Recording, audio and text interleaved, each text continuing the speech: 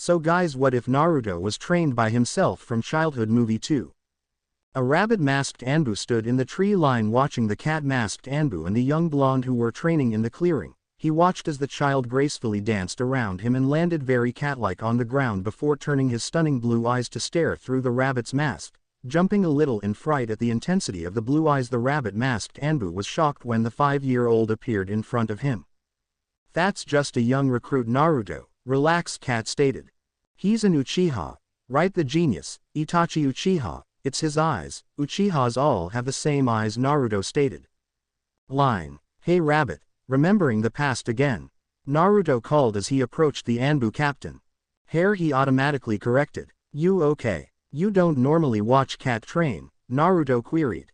"It's not Cat I am watching, Naruto. It's you. I recognize the genius and I want to make sure you don't end up like the rest of us geniuses. Unlike you, Hair, only a very few people see Naruto as a genius. He lets them see what they want, and that's normally an idiot," Cat stated, walking over to the pair. "Go get ready then, Naruto." Making sure Naruto was out of hearing range, Cat continued, "He enjoys spending time with you, Itachi. He has great fun with you, but he knows when something's bothering you. Train him. I'll watch this time. Besides, it'll be nice to see a battle of genius," Cat quipped. It was frustrating trying to keep up with the two. Granted, he probably should have told them not to hold back, but he couldn't have expected this. Who would have thought an academy student could match up with an Anbu? Naruto was so quick and seemed to be making up strategies on the fly to compensate for his lack of experience. He didn't expect Naruto to suddenly freeze though, or for Itachi to worriedly pull his mask away from his face and turn to him with Sharingan spinning. Running over to Naruto, he realized what had happened. Naruto had looked into Itachi's eyes and got stuck in a genjutsu, pumping chakra into Naruto to break the connection. He managed to keep his balance when Naruto slumped forward into him before regaining his balance. "Sorry," Naruto said. "I didn't mean to look at your eyes. It was my mistake. I apologize," he said worriedly. "Are you okay? I should be the one apologizing, Naruto, not you," Itachi stated. "I fear I may have gone too far." He started to turn away. "Itachi, I am fine. It was an accident. Please don't go all Uchiha on me, please," Naruto begged. "Naruto, he's an Uchiha. It's what they do," Cat laughed, turning to the Anbu captain. Shaking his head, a smirk appeared on Itachi's face before he covered it by pulling his mask down. "Fine," he replied as he was swarmed by a very energetic Naruto. Line. Nami enjoyed lying on the Hokage, either on his head or on his shoulders. He was warm and tended to forget the cat was there most of the time, as did the other ninja when they were addressing him. Nami was almost completely hidden by the curtain that fell from the hat, apart from the occasional twitching of the tail. Eyes snapping open, Nami's head spun round so that it was facing the window, ears perked. Something bad had happened. Line. Ibiki Morino was walking down the hallways of the Hokage building, an urgent scroll in hand. He was walking because someone like the head of Anbu interrogation and torture did not run and needed to remain dignified at all times. Okay, it was slightly fast walking, but it was important, valuable information which had come with the price of many lives, one of which had just made it back to the village to hand in the scroll before succumbing to his injuries. Walking past the Hokage's secretary, third new one this month, he noted, who attempted to splutter a command at him which was shot down by his "don't mess with me" look thrown over his shoulder and into the Hokage's office. "Sir, you're not going to like this," Ibiki said when he was in the third's office. The third looked up grim-faced as the door to his office closed behind Ibiki. Line. Walking down the corridor of the academy, Ibiki was searching for a classroom. Annoyingly, he hadn't found it yet. Walking past yet another door in his rush, he realized he had just passed the room he was searching for. Yanking open the door, he was met by a disgruntled Iruka who had interrupted mid-flow. Stepping in, he scanned the room. Knowing that the person he was looking for was normally in this class, he scanned the class briefly before turning to Iruka. "Where's Naruto? He's not here yet. Is everything all right?" Iruka inquired. Ibiki shook his head. "Well, where is he then?" "Down the hall on the right." "Ibiki, why do you need to find Naruto so badly?" Sighing, he placed his hand on the bridge of his nose and rubbed. "To be the bearer of bad news," he replied, turning and walking out the door. Line. Sitting in the middle of the classroom surrounded by his year-mates, Naruto suddenly perked up. Ramrod straight head turned to the window, pen dangling from his hand, the notes he had been taking forgotten. His eyes held a vacant but worried expression. He knew something was wrong, that something had happened. had had a bad feeling for a while now. Across the room from his slumped seat, Shikamaru noticed Naruto's current state. Recognizing it as when a cat knew something was up, he looked out the window wondering what it was. Suddenly the door burst open to reveal a large imposing ninja with scars covering his face. A black bandana covered the top of his head. He was dressed in gray ninja garb with a black trench coat on top. He scanned the room quickly, sliding past the still shocked teacher, made his way up the stairs and stopped a few feet in front of Naruto. The entire class attention swiveled to Naruto and the bear of the man in front of him. No one dared breathe a word, so imposing was the figure. Naruto had watched as Ibiki entered the classroom. He didn't want to know why the head of Anbu was here, but he knew something bad happened. He watched as Ibiki made his way up the stairs and stopped a few feet in front of him. He looked up, searching his face for the answer he didn't want to know. Bending to one knee, Ibiki was no level with Naruto. He masked his face better than anyone and knew Naruto wouldn't find the answers there. "Naruto, I am very sorry to have to tell you this," he began. Seeing the boy's eyes begin to water, he reached into his back pouch and pulled out a slightly battered but familiar cat mask. Naruto began to shake his head vigorously, not wanting to believe what he was being told. Ibiki handed Naruto the mask, waiting for the reaction he was sure would be coming. "No, no, no, this can't be happening. No, no, number. Please no," Naruto cried, tears falling down his face as he held the mask delicately in his hands. "Naruto, he wanted you to have that mask," Ibiki stated, watching as the boy fell apart in the classroom. "No," he screamed, his face turning to Ibiki, tears still flowing down his cheeks. Ibiki engulfed the boy in his arms, hoping to quell the boy's tears. He picked the broken child up and proceeded to leave the classroom. "Sensei, what happened? Why was that man here? Why did Naruto react like that?" "Someone important to him died," Shikamaru answered, figuring it out when the mask had been revealed. He was being told someone important in his life is gone, and he reacted like that because he's angry and sad and doesn't want to believe it. How would you react if one of your loved ones died?" he stated, turning back to the window. Line. Iruka heard Naruto's anguished cry along with the rest of his class. Turning to the door, he watched as Ibiki carried a wailing Naruto past. He caught a glimpse of white in Naruto's hand, and when he looked up to Ibiki he received a nod of confirmation before the figure disappeared from the doorway. He sagged into his seat, shock evident on his face. The class, who had been worried before, were even more so now after seeing Naruto in that state. Who wouldn't be? Before they could utter a sound, Iruka looked at them, his face solemn. Kenta ran and closed the door.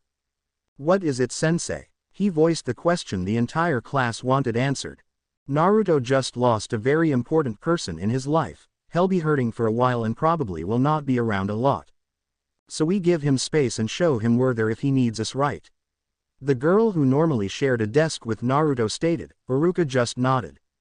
Line. Ibiki walked to the front of the academy with the still wailing Naruto in his arms. He joined the group of 4 Anbu waiting there. Nodding to them, they teleported away. Turning, he looked up at Naruto's classroom window and nodded to the children staring out of it before teleporting away. He appeared at the base of the Hokage Tower. Naruto's wails had turned into body-reeking sobs, and he ascended the stairs to the Hokage's office. Making his way into the office, he was glad to see Lady Sarutobi there with the third and the honorable grandson was reading on the floor. He would notice Naruto instantly. "It's your fault," Naruto whispered. "It's your fault. If you hadn't sent him, he'd still be alive. It's your fault. I hate you," he screamed at the Hokage, tears streaming down his face. He pointed an accusing finger at the man before storming away from the room. Asuma, who was just entering the room, almost collided with the storming Naruto. Having taken one glance at the room and turning to the team he accompanied, apologized and ran after Naruto. He eventually tracked Naruto down to the Hokage monument. He was on top of the fort's head, sat down with his knees pulled up to his chest and tears streaking down his face. Asuma walked over to Naruto and placed himself next to him on the ground. He pulled out a cigarette and lit it. Looking up at the sky, he waited. He was just about to finish his cigarette when he faintly heard Naruto speak. Flicking away his cigarette, he pulled out another one before leaning in closer to the blonde. "Why are you here, Asuma?" Naruto weakly asked. "I am worried about you. When I saw you barreling out of the old monk's office, after screaming at him, you're not normally like that. What's got you in such a state?" he questioned. He got his answer when Naruto pulled away from his legs and allowed the cat mask he had been cradling to show. Quickly figuring out what had happened, the older ninja didn't know what to do. Placing his newly lit cigarette in his mouth and picking up the mask, he scooped Naruto up in his arms and held him both, looking out at the village. Leaning back against the strong body behind him, Naruto mustered enough courage to start talking. The old man shouldn't have sent him away. If he hadn't, he'd still be here. He wouldn't have asked Kat to go if he didn't think someone else could do better. It's his job, Naruto. He has to send people out. Did you ever think how hard it is for him having to send people out, knowing that some of them won't make back to the village? Sending your friends and family and loved ones out on mission and just hoping they'll come back. Could you do that? No, I wouldn't want to lose them, Naruto confided. But Kat's gone. Asuma. He turned so that he was facing Asuma. He tried to hold back the tears without prevail, causing Asuma to pull him into a comforting hug. Why did he leave? Naruto asked. He didn't mean to, Naruto. But a shinobi's job is dangerous. There's always the chance that you may not come back. So why do it? Why become a shinobi if there's a chance that you'll leave your loved ones behind? Naruto cried as he fought back tears. Because they want to protect their precious ones. Because being a shinobi means protecting the village. Do you remember what you said to me about the king? Asuma whispered into Naruto's ear. That the king isn't either the daimyo or the Hokage. It's the children who will grow up to bear Konoha upon their shoulders, Naruto whispered. Shinobi give their lives so that the next generation can grow and pass on the hopes and dreams to the next generation to make a better, strong Konoha. The will of fire, Naruto said with tears brimming in his eyes. Asuma made his way to the Hokage tower just as the sky was turning an amazing hue of pink and orange, carrying a worn-out Naruto back to the old man. Making his way up the stairs, he decided against taking Naruto back to the old man. He was still too raw and angry at him. He continued walking past the office to the part of the tower where the Hokage residence was situated. Cutting through the kitchen, he made his way past Sayuri. She was helping Konohamaru prepare dinner. Had just made it into the living room and laid Naruto down when he felt a shadow over his shoulder. Turning his head, he saw the old man teetering in the doorway. Tucking a blanket around Naruto, he turned to face the man. He's not happy with you, old man, he stated. It was meant to be a simple mission, well, simple for an Anbu mission anyway. And in typical fashion it went bad. How do you explain that to a boy who doesn't quite understand the concept of life and death? He knows you're the reason Kat got sent on that mission. He automatically blames you. Asuma's voice started to rise as he moved away from Naruto. I am Hokage. It's my job to send ninjas out of the village. Why him? You had to know how it would affect Naruto. Because there was no one else who could go. It was his skill set that was required and he was the only one left with that required skill set. Do you really think it's easy knowing that I am sending people off to their death, never knowing if they are going to come back alive or not, sending you and Sayuri out hoping that you'll come back for the sake of the boys? My job isn't easy or fun, Asuma, but I have to protect this village. If it cost ninjas their lives, then that is the burden I must carry. He will understand that, as will you someday. He stormed back towards his office, passing Sayuri and Konohamaru in the doorway. You really care for Naruto, Asuma, Sayuri said, hugging Asuma close. I need to cool off. I'll see you later, he said, kissing the top of Sayuri's head. Moving out of her arms, he ruffled Konohamaru's hair and made his way out of the tower. Mama, Konohamaru called. Why's Naruto so sad? Well, Konohamaru, he's lost his most precious person. He can never speak to them again. Like daddy, he asked. Yes, like daddy, Sayuri replied, clutching her hand to her heart. But he's still got me. And you too, Mama, you've still got me, Konohamaru stated, showing that he took after Naruto in wisdom. The rain battered the crowd that had come to pay their respects to their fallen comrades. The mission had been completed, but at a high price. Kat had been training an Anbu recruit, his protege, who today received his mask, a turtle. The turtle-masked Anbu gazed at the child. It was terrible seeing the child so despondent. Not the child Kat had talked about constantly. He knew that Kat cared deeply about Naruto Uzumaki and that he needed a chance to say goodbye. It didn't bother him that he would not receive the Anbu cat mask, knowing that it was Naruto's and always would be from then on. Naruto's solemn figure stood next to the Hokage as the rain poured around them, his eyes cast downward and the rain mixing with his tears. He felt so broken. His eyes were vacant and dull. It scared people who knew him to see him like this. The Hokage looked down at Naruto through the pouring rain. It was only right that Naruto came to Kat's funeral, but it scared him just how broken he was. Naruto clutched the mask tight in his arms. He didn't want to look up, knowing that Kat's face would be revealed. he was an Anbu. You weren't supposed to know who they were. The other Anbu watched as the blonde boy walked over to the white stone and gently kissed his white rose, and placing it just as gently on the stone. He didn't move for a while, his head bowed and his body shaking from his sobs. It would take a lot before that child was whole again. You promised you would come back. I am glad you kept your promise, but I need you back, not just your body. I don't want to say goodbye, Cat. I can't, it's not fair. I need you here with me, please, Cat. Why do you have to go? He started as a whisper which turned into shouting before coming back to sobbing. Why do you give me the masked cat?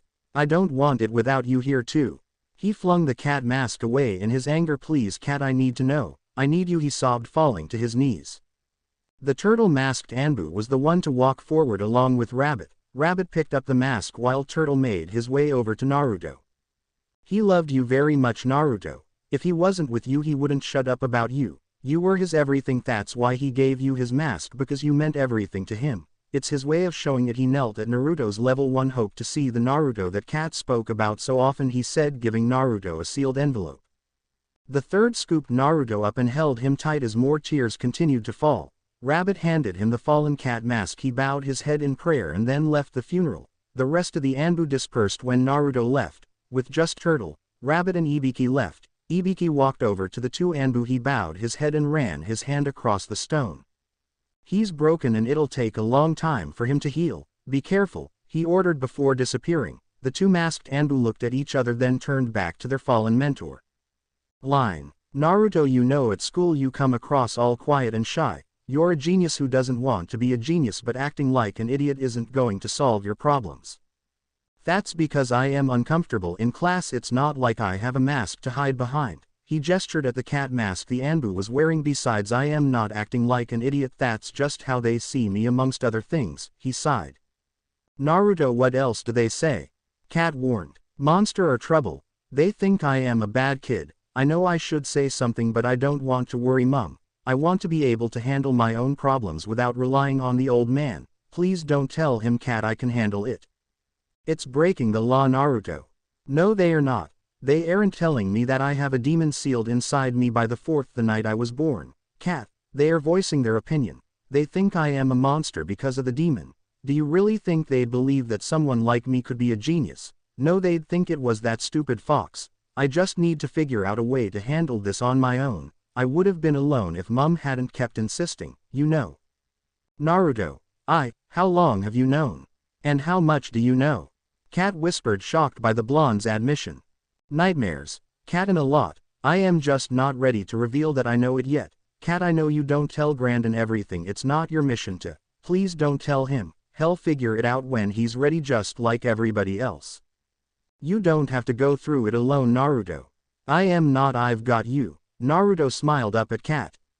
That was about halfway through school. Cat confronted Naruto. Naruto remembered it perfectly. Only a few people had ever called him a genius, and he loved Cat so much for keeping quiet about everything he had said that day. But he missed him now and didn't know what he was supposed to do now. His best friend was gone. Line. Naruto had been distant since the funeral, had shied away from people more often than he used to, and had gone back to being quiet and always seemed lost. The mask accompanied him everywhere, as did the envelope that the Anbu had given him. Sat on the top of the Hokage's head, Naruto looked out over the village, the cat mask held in his hands, turning his head slightly when he heard the feet approaching him. The rabbit-masked Anbu made his way over to the blonde figure whose feet were dangling off the edge of the monument. Moving his mask to the side of his head, he lowered himself to sit next to Naruto. Itachi looked at Naruto. This was the first time in weeks that Naruto had been by himself and not almost back to his quiet self. Naruto, I want to talk to you about something, Itachi encroached. You'd make a terrible Uchiha, Naruto. Itachi chuckled. You know what's happened in the Uchiha district, right?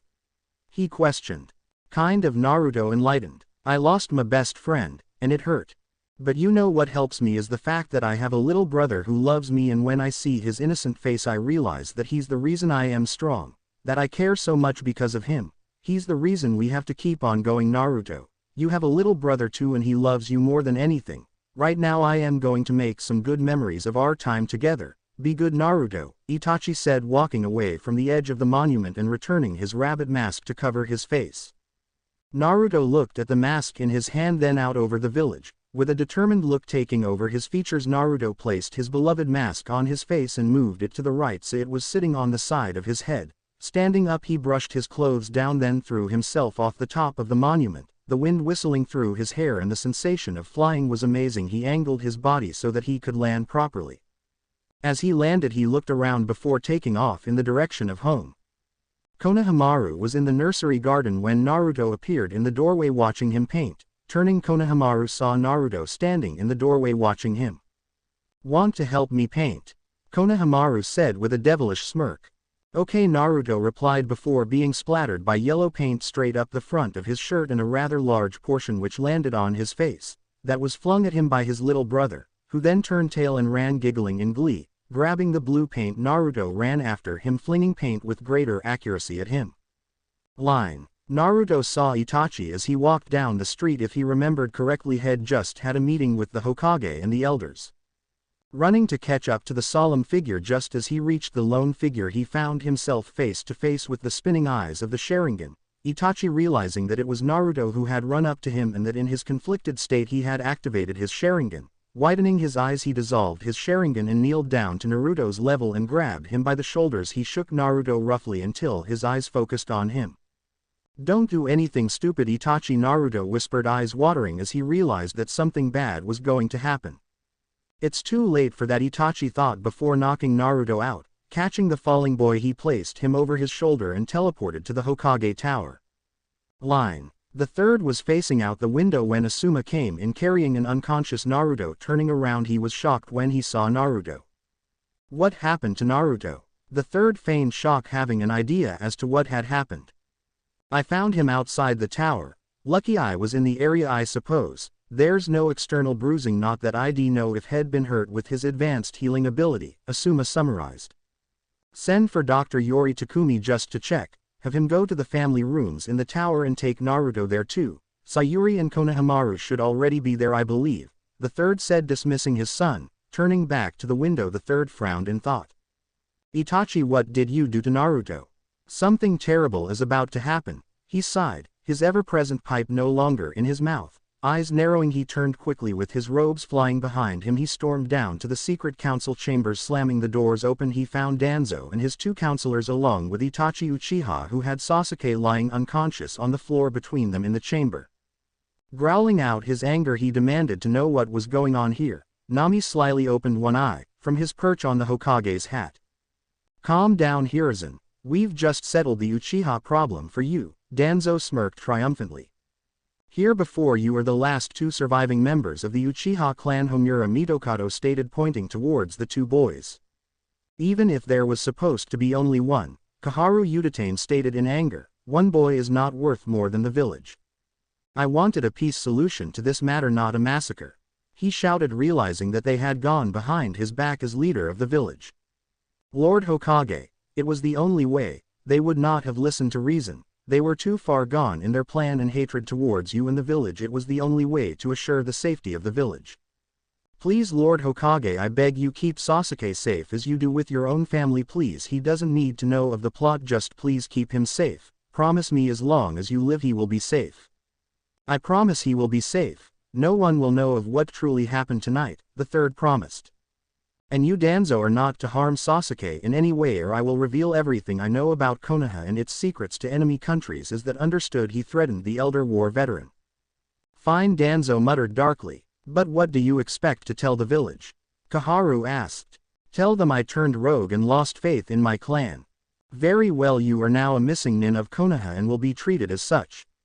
"Lord Hokage," he bowed, his head dissolving into a flock of ravens. Turning to the remaining members of the room, the third unleashed his anger upon them.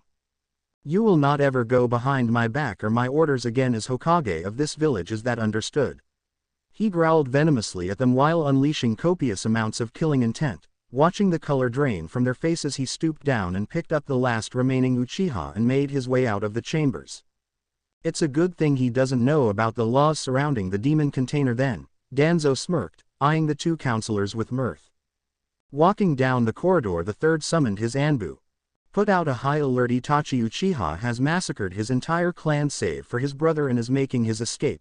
The district needs to be cornered off and a team sent out to find and catch Itachi. I'll take Sasuke to the hospital, he growled, still seething at the betrayal lies he would have to tell to cover up this line. Sayuri sat beside Sasuke's bed watching over him.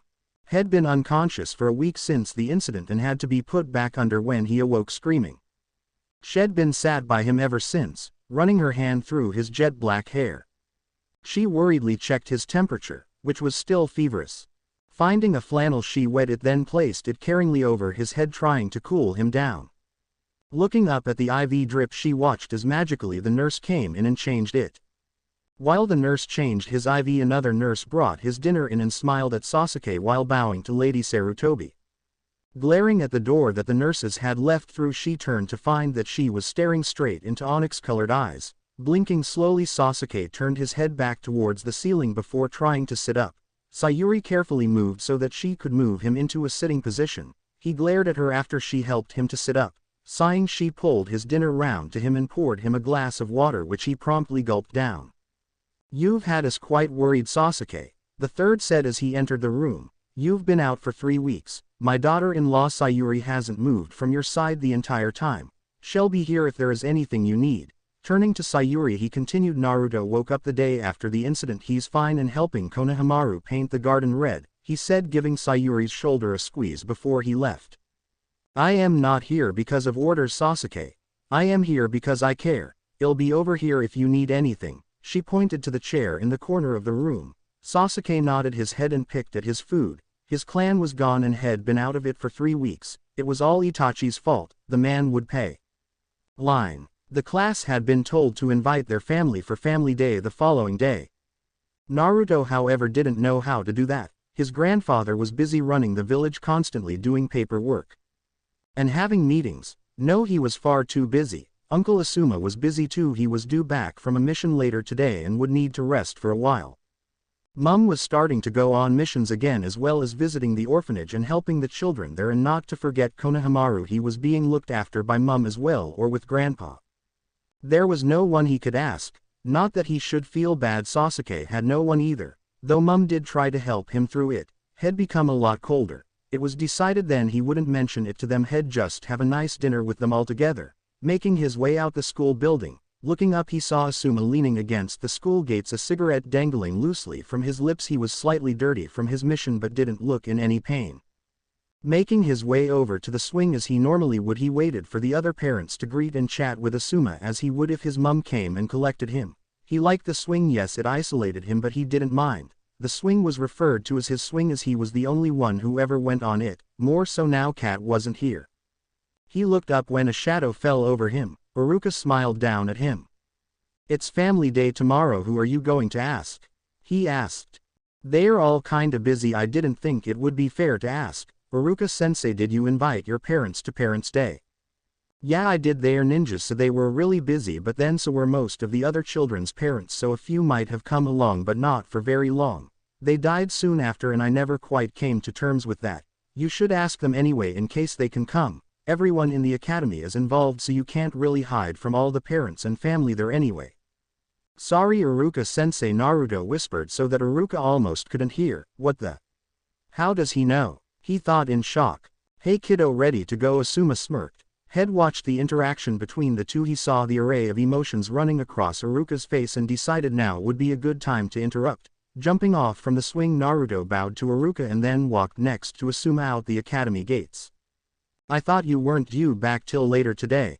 Naruto asked Asuma as they walked through the village. "Finished early. Just got back actually," Asuma replied, taking another puff on his cigarette. "How was school? Anything interesting happen today?" he asked, raising an eyebrow while looking out the corner of his eye at Naruto. "Nothing much. We covered kunai throwing techniques and had a practice test." He shrugged his shoulders. "Really?" he asked, scratching at the base of his chin where his beard had grown. He's not going to mention Family Day, Asuma thought. "Yup. What's for dinner?" Naruto answered innocently. "Mum's special." Asuma smirked. "Awesome," Naruto whooped in joy. Line. Walking down the corridor hand in hand, the two individuals made their way down to classroom 5A. Knocking on the door before entering, the two figures came into the classroom to find many bewildered faces staring at them. Uruka-sensei turned to the two figures stood in his doorway, scratching the scar across his nose nervously. Mama, I don't think he's here. The smaller of the two figures stated, shaking his head knowingly. If you're looking for Naruto, he's in 1C, Uruka mentioned. Thank you, sensei. Sorry for the interruption, the taller figure bowed before closing the door behind them. Line. Sasuke sat next to his blonde-headed idiot, nudged the boy venomously, hoping to cause the idiot to cry out. When nothing came, he looked towards him, to see him shaking his head and continuing his note-taking. Naruto snapped back to his senses when he felt the elbow make connection with his ribs. Shaking his head to clear it, he continued making notes. Lucky for him, Sasuke had taken a venomous dislike to him since the massacre happened. It was strange, he used to be a rival of some sorts and now Sasuke had to beat him, whether in class or physically. I wonder if this is because I met his brother before the massacre happened, Naruto thought as he copied from the board. Line. The classroom door opened to reveal Konohamaru and Sayuri Sarutobi. Sorry we're late, we went to the wrong classroom, Sayuri said, blushing in embarrassment. Konohamaru ran up the stairs and jumped into Naruto's lap, instantly showing that he was Naruto's visitor for Family Day. However, following Konohamaru up the stairs, Sayuri sat down next to Sasuke, shocking almost everyone in the room. I didn't want to leave you alone, Sasuke. I wanted to make sure that you were okay with being back at school now, Sayuri whispered to Sasuke. Sasuke smirked his lips slightly before composing himself. Why do you not mention it was Family Day? Konohamaru asked. I didn't want to be a burden, besides I thought everyone was busy, Naruto replied, sheepishly rubbing the back of his head. Why'd you go to the wrong classroom? Went to Uruka's first, then here. You should really tell us things you know, Uncle Suma reminded Mum this morning. Konohamaru giggled, poking his brother in the chest.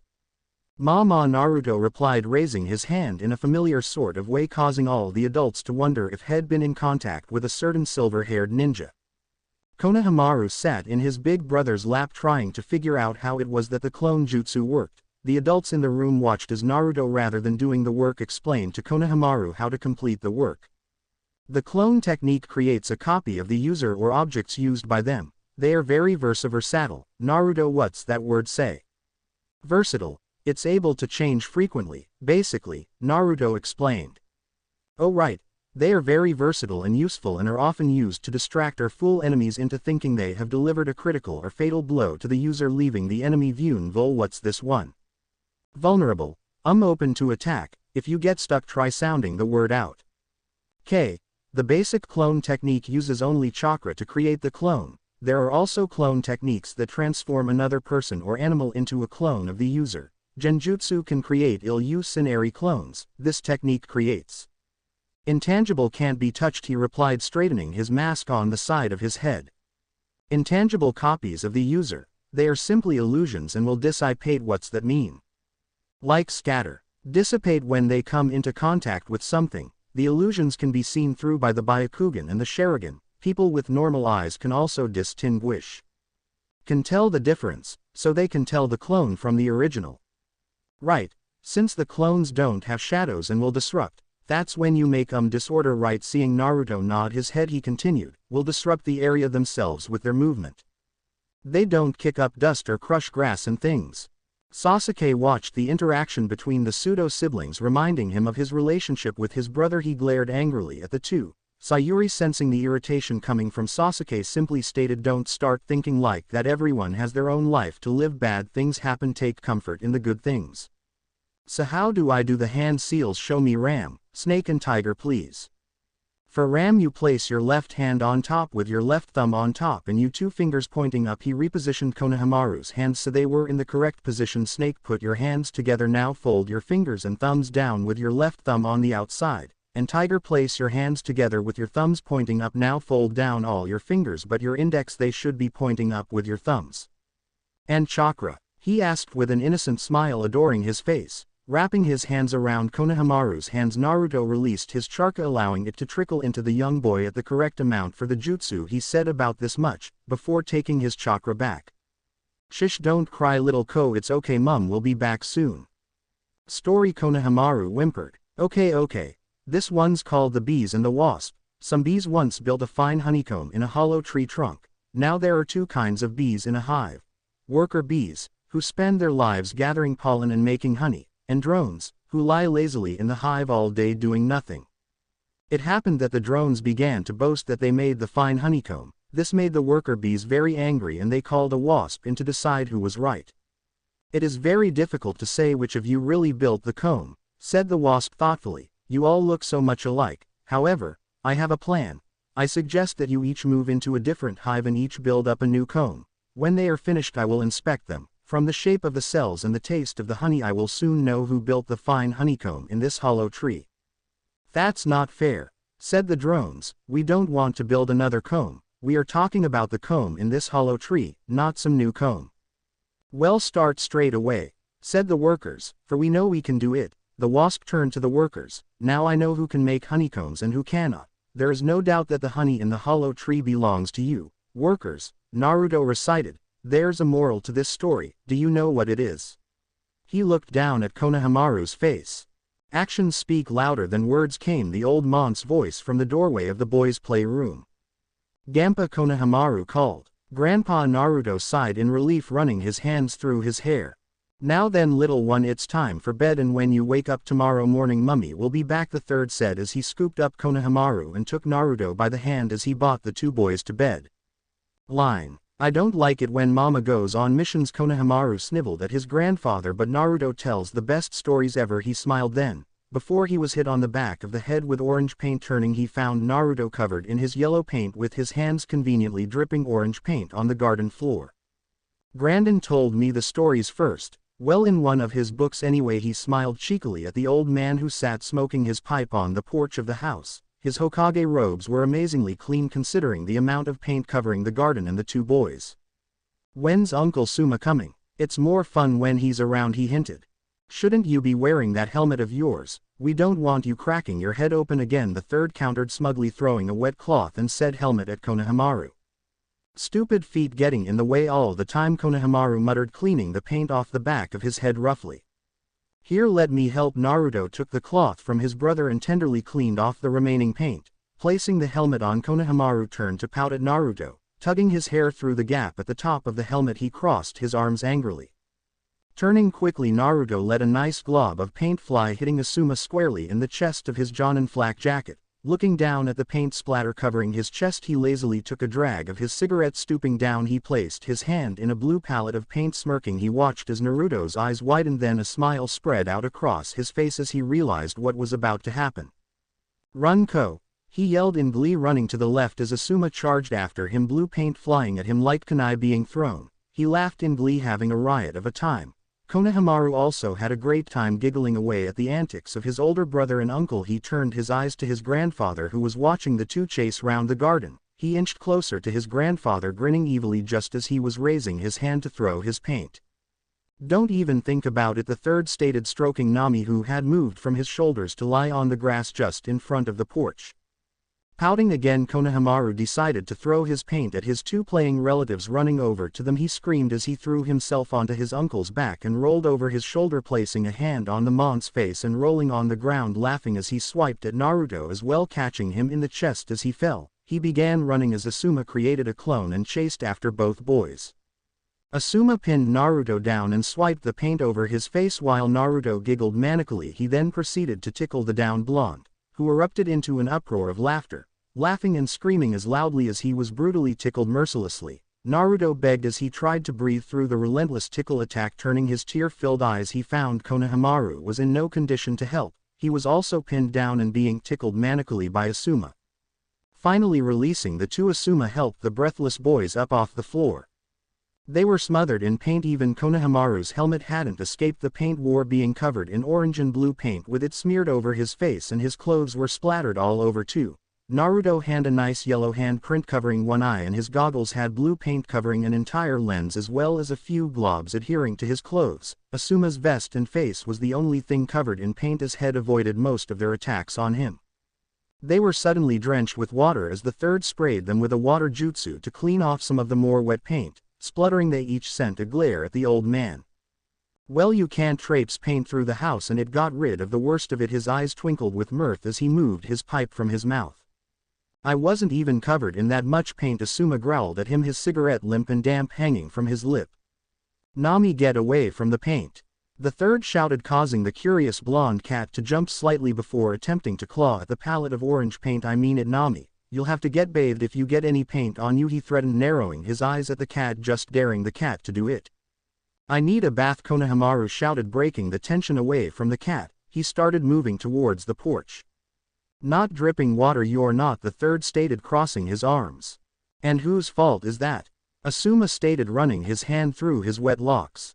Konohamaru pulled off his helmet, quickly dropping it to the floor. He pulled his white t-shirt over his head, kicked off his shoes and shucked his shorts off, running into the house in his underwear. There was a clatter as the orange palette of paint was sent shooting across the garden, followed by the yellow and blue palettes and a cat streaking past them. Looking down at the floor, the third realized that Nami had stood in the paint and that paw prints now covered the floor into house. Damn it, Nami, what did I tell you? The third screamed, grabbing Konohamaru's discarded clothing and entering the house, muttering dark curses at the cat. No smoking in the house, was shouted at him. Cursing again, he removed his pipe from his mouth. Chuckling, Naruto turned to Asuma, who was still glaring darkly. Moving to collect the garden hose, he started to wash the garden of the paint. Uncle Asuma, how come you don't get on with the old man? Naruto asked as he helped rid the garden of their paint fight. Asuma, who had taken his vest off and was collecting the pallets, turned at his nephew's question. We don't exactly see eye to eye, he stated. Is that why you left? Naruto asked. Kind of. I wanted to pursue my own personal interests. Oh, Naruto stated, washing away the last of the paint. Uncle Asuma, you're really cool, you know that, right? Best uncle in the world. Please don't leave again, he said, shutting off the hose as Asuma rolled it up. I want kiddo. Line. Naruto's class were supposed to get jobs for the week, but not any jobs. It had to be in the civilian sector, no working in the Hokage Tower. This was expressly aimed at Naruto. Work placements were horrible. He wouldn't be with his friends in Iruka's class, and the villagers tended to treat Naruto badly. There was no way he'd be able to find a job, especially in the civilian sector. Naruto was greeted at the gates by his mum. He made his way over to the swing, waiting while she was speaking to the various clan heads. He watched as Sasuke walked over to his mum and, after getting her attention, proceeded to ask her something. She smiled and nodded. Iruka walked to Naruto then. Work placements soon, isn't it? He queried. What are you thinking of trying for? Anything would be good, Naruto muttered. Hello, Iruka-sensei, Sayuri called politely, coming to stand at his side. Lady Sarutobi, he replied, bowing his head. Naruto, I've got to make a quick stop somewhere, is that okay? Yes, mum. Naruto replied, waving goodbye to Iruka. They didn't have to walk far to find Sayuri's quick stop. It was a big round building with a large green sign with the words up written across it and a smaller brown one underneath reading, human life is varied, a proverb referring to life having its ups and downs. Walking through the doors, Sayuri made her way through the building until she made her way to a lounge. Stopping at the doorway, Naruto peered around the door so only half his face was showing. It was a circular with multiple windows, long red sofas that circle around a pillar which had a plant surrounding it and a small green vent separating a set of sofas. He saw Asuma sitting on one of the sofas along with several other jonin. Asuma was sitting on the sofa closest to the plant. He watched as his mum made her way over to Asuma. She stopped in front of him, hands placed on her hips, an annoyed look on her face. Asuma's smile soon dropped from his face. He looked at Sayuri, apprehension evident on his face.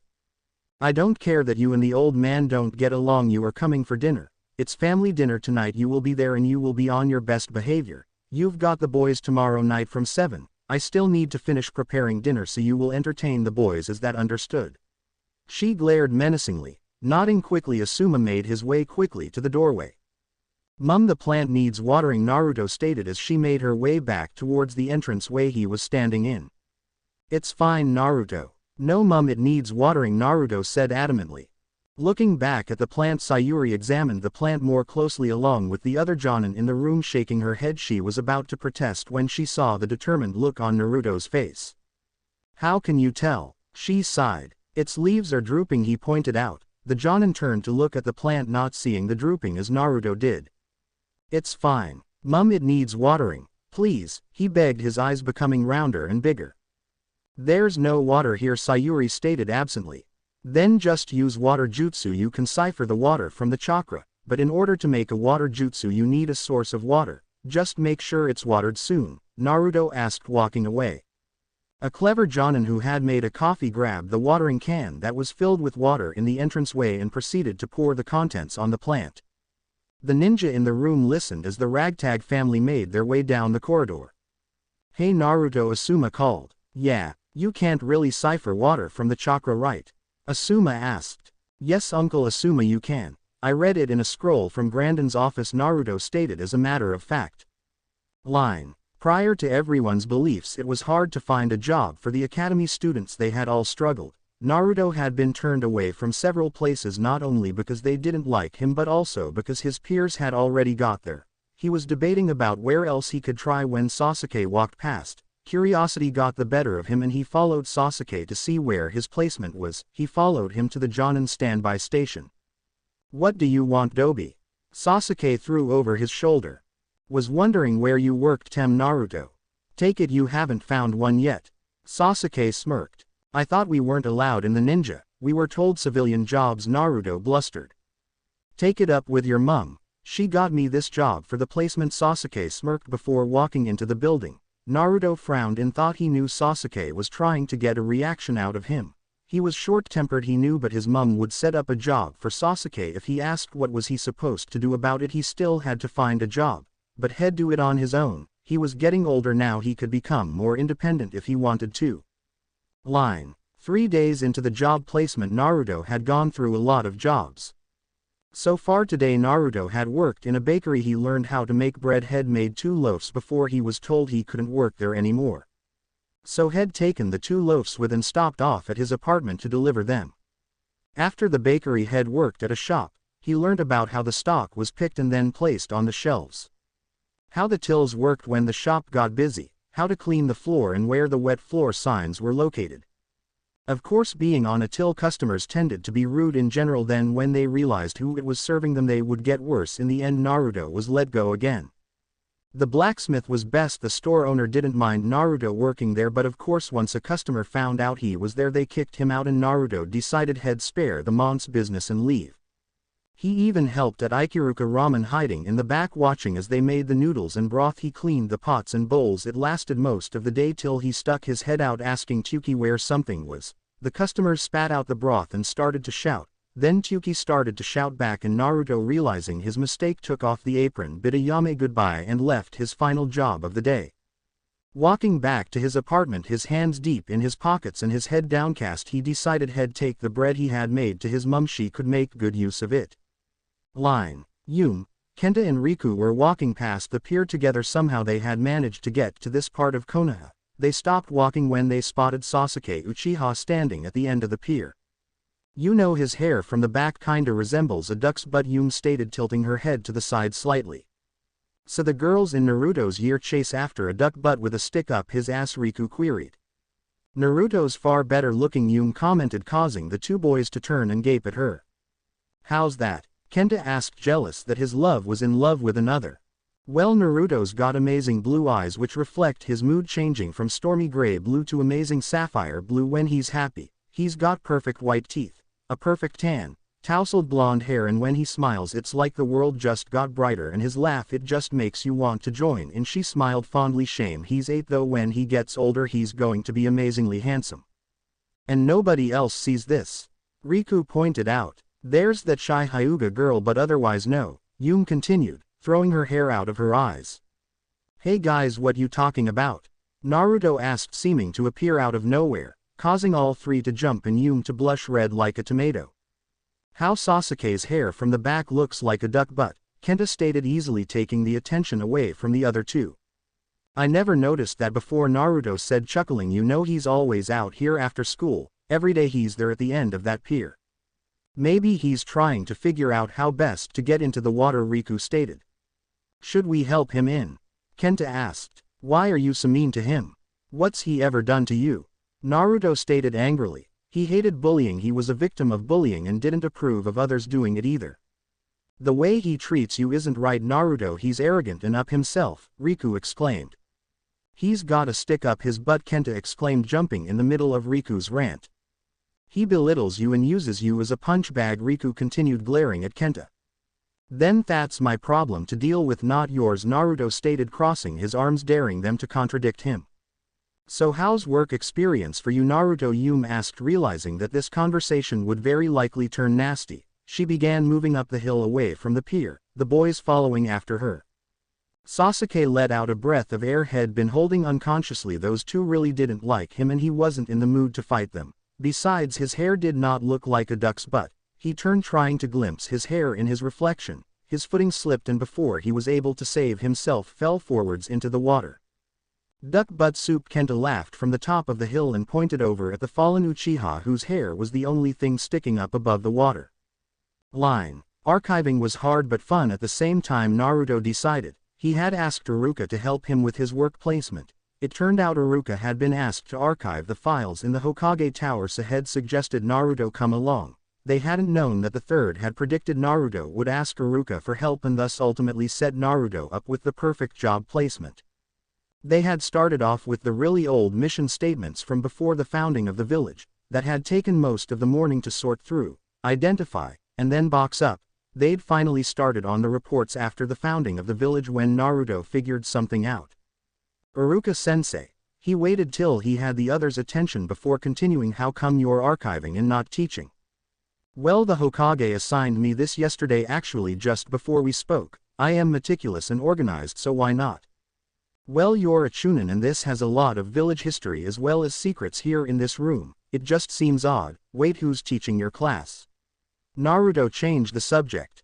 Imi-sensei is. I don't believe they are giving him an easy time of it though. Iruka chuckled, before realizing the first part of Naruto's sentence. It is a little odd actually. He paused in thought. I bet he set it up. Naruto laughed. It sounds like something he would do. He smirked knowingly. On the last day of the work placement, Naruto and Iruka had moved on to the second Shinobi War. It would probably take till later in the evening to finish the half they were on. It was interesting finding out about the first and second Hokage yesterday and about the Sannin and the White Fang today. Naruto was in his element, taking everything in and working efficiently alongside Iruka. They both learned a great deal about the village's history and enjoyed each other's company. By 10 o'clock that evening they had tidied up after themselves, placed things away and put others back in their places. Stretching and yawning loudly, Iruka cringed as his joints popped. Naruto was rubbing at his eyes tiredly and yawned widely, showing his teeth off as he did so. They left the archives and locked it up tightly, dropping the key off at the Hokage's desk where he was sitting doing paperwork still. Naruto made his way to his room in the Hokage Tower and Iruka shunshined away to his apartment. Line. Iruka-sensei walked round his class handing out the genin exam. However, when he reached Naruto he paused. Naruto looked up at him, his eyes moving left and right in thought. He obviously knew what this was, but should he give it to him or single him out? Sensei, you've got to give Naruto the test, it's not fair otherwise. Yahoo, am I going to cheat off of if he doesn't get the test? A boy shouted from two back. You won't be cheating at all, thank you very much, Iruka said through gritted teeth, sighing. If I give you this test it will count. You understand, it will count. Cutting down your chances of trying again next year and with your age mates, he spoke worriedly. It'll be good practice, but if I fail with my age mates after taking it now I won't get another chance, right? He worried, his bottom lip turning to look at Yume and Kenta. They smiled at him.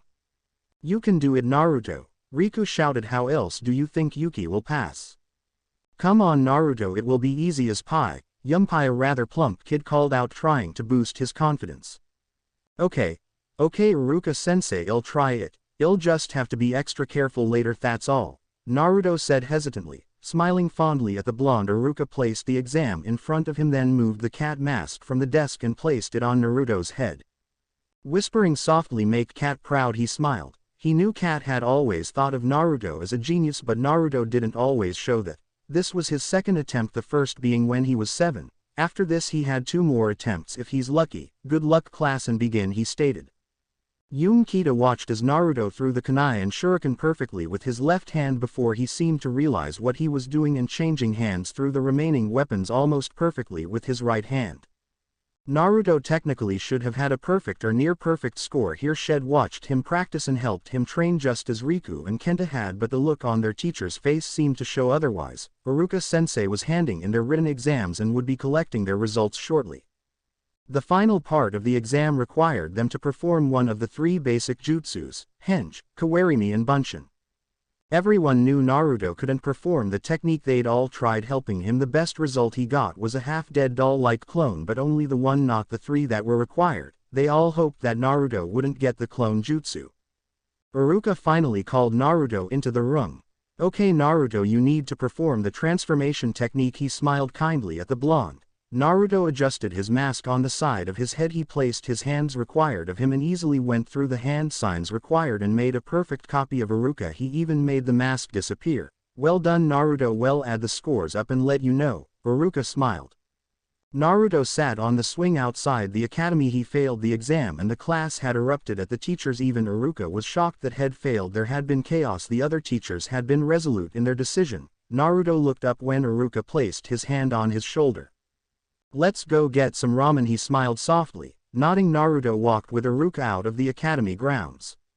They walked to Ikiruka Ramen Bar. It was Naruto's favorite place as far as Iruka knew, and was quickly becoming his favorite too. The owner of the ramen bar, Chuki, and his daughter Ayame greeted them and took their orders.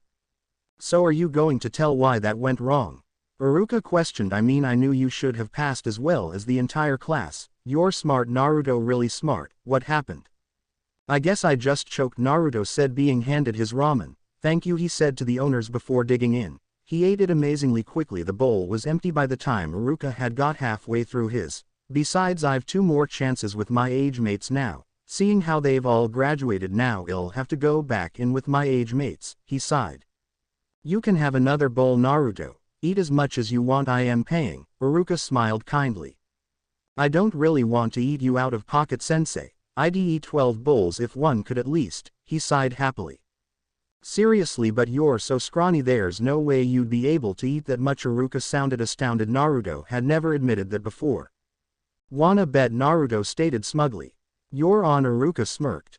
12 empty bowls later, Iruka sat gobsmacked that Naruto had eaten 12 bowls plus his original bowl, but had also finished off the remainder of Iruka's third bowl. Smiling in triumph, Naruto happily patted his stomach.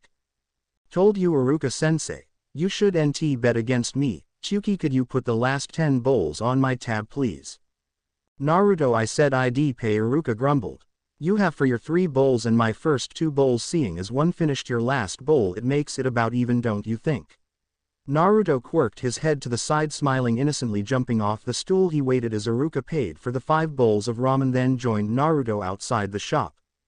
"We've still got another 2 days at the academy before you have to go back to class. How about we have a one-on-one session then?" "Really?" Naruto questioned. "Well, I'll have to give out the team's list, but then yeah, really," he smiled. "You're the best sensei," Naruto said, hugging Iruka tightly. Line. Naruto and Iruka were throwing kunai at targets, being the only 2 at the practice ground. "Naruto?" Iruka inquired, scratching at the scar over his nose sheepishly. Naruto inclined his head towards his teacher. "What's your dream?" Iruka asked. "My dream? Well, what was your dream? Like when you were growing up, and now are they different or have they changed?" Naruto stated. "When I was in the academy after my parents died, I wanted so much to be acknowledged by anyone that I became the class clown. Then as I got older, I suppose I didn't know what I wanted. Then I realized I wanted to pass on the will of fire to the next generation. I still do, I think. So what's your dream?" he questioned serenely.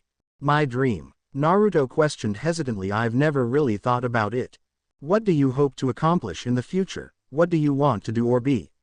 Iruka prompted. "Oh, well, I suppose I want to make this village better. A better place, so people aren't treated differently and that no one is left behind. I want this village to be a better place for the next generation to live. I know how I'd do it as well. It would take a long time, but I can see it. Orphans are left to fend for themselves after a certain amount of time if they are not lucky enough to be adopted. Most of them live on the streets. I'd help them first while fixing the orphanage too. Then I'd expand out into other things." Naruto smiled, eyes closed, imaging his dream. "That's a pretty big dream." Iruka sounded odd. "I wouldn't do it alone," he smirked. "Besides, it's Mum's fault really. I see the way she helps everyone. If it hadn't have been for her, I don't think I'd be the person I am now. I know I need to shed my shell, but I am not ready to just yet," Naruto stated, proceeding to throw the rest of the kunai in his possession, leaving Iruka to contemplate everything that had been said. After several minutes, Naruto collected the kunai and turned to Iruka slowly. "Iruka-sensei, what were you like as a kid?"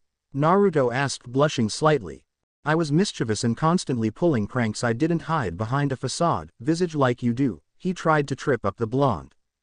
I don't hide behind a facade, visage, Naruto stated, throwing the kunai with his left hand. So why do you do that? Iruka shouted, annoyed at the blonde.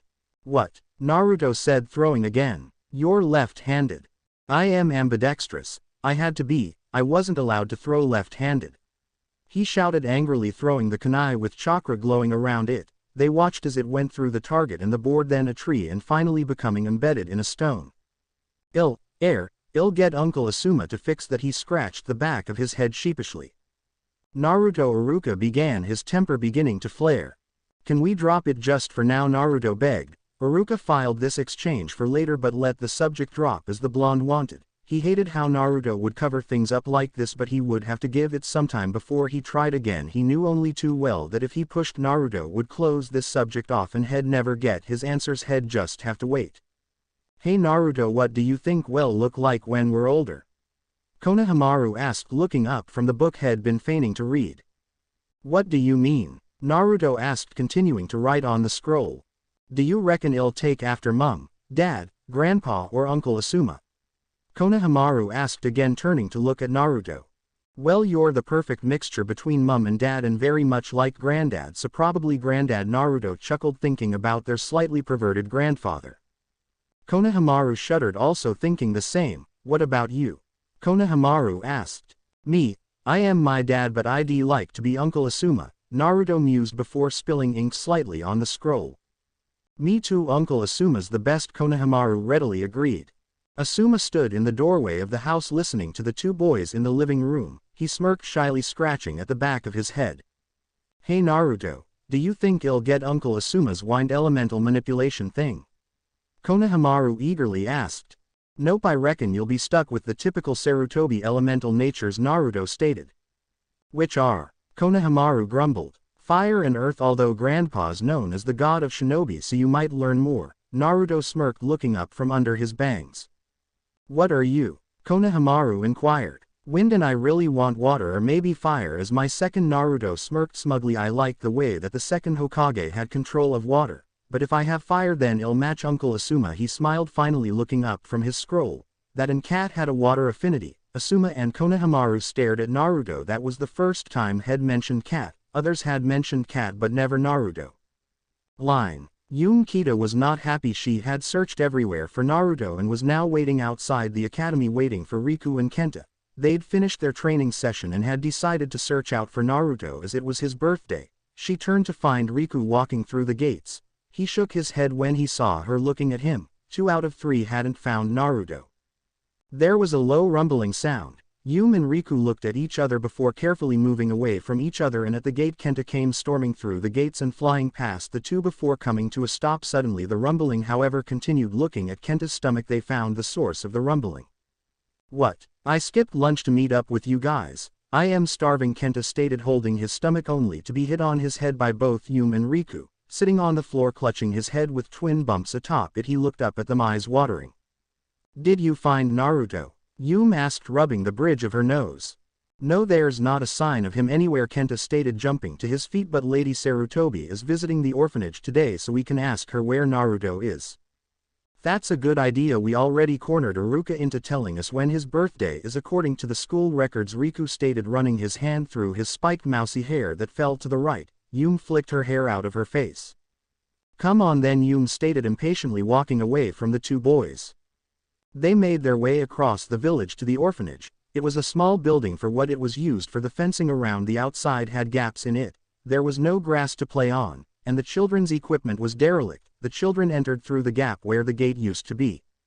Lady Sarutobi shut the door to the orphanage with a bang to make sure the door closed as she was walking across the courtyard, angry at the sorry state that the property had fallen into. She looked up when she heard her name called. Lady Sarutobi, Riku called. Where's Naruto? We were hoping to celebrate his birthday with him, Yume asked. What happened to this place?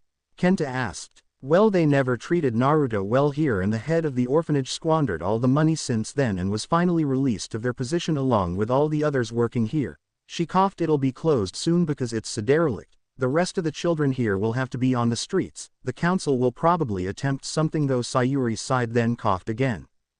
And Naruto? Oh, he's away. He'll be back by Monday. We tend to celebrate his birthday the first Monday after the actual date, and whenever he's back, she smiled. Come to the Sarutobi residence on that day. He'll be happy you're there, Sayuri said, walking away from the trio.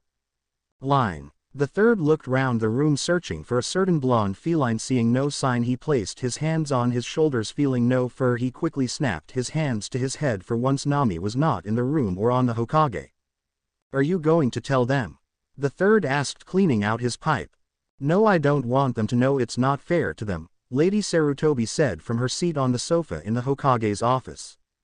It's also not fair to them keeping them in the dark, he said, placing his pipe on his desk.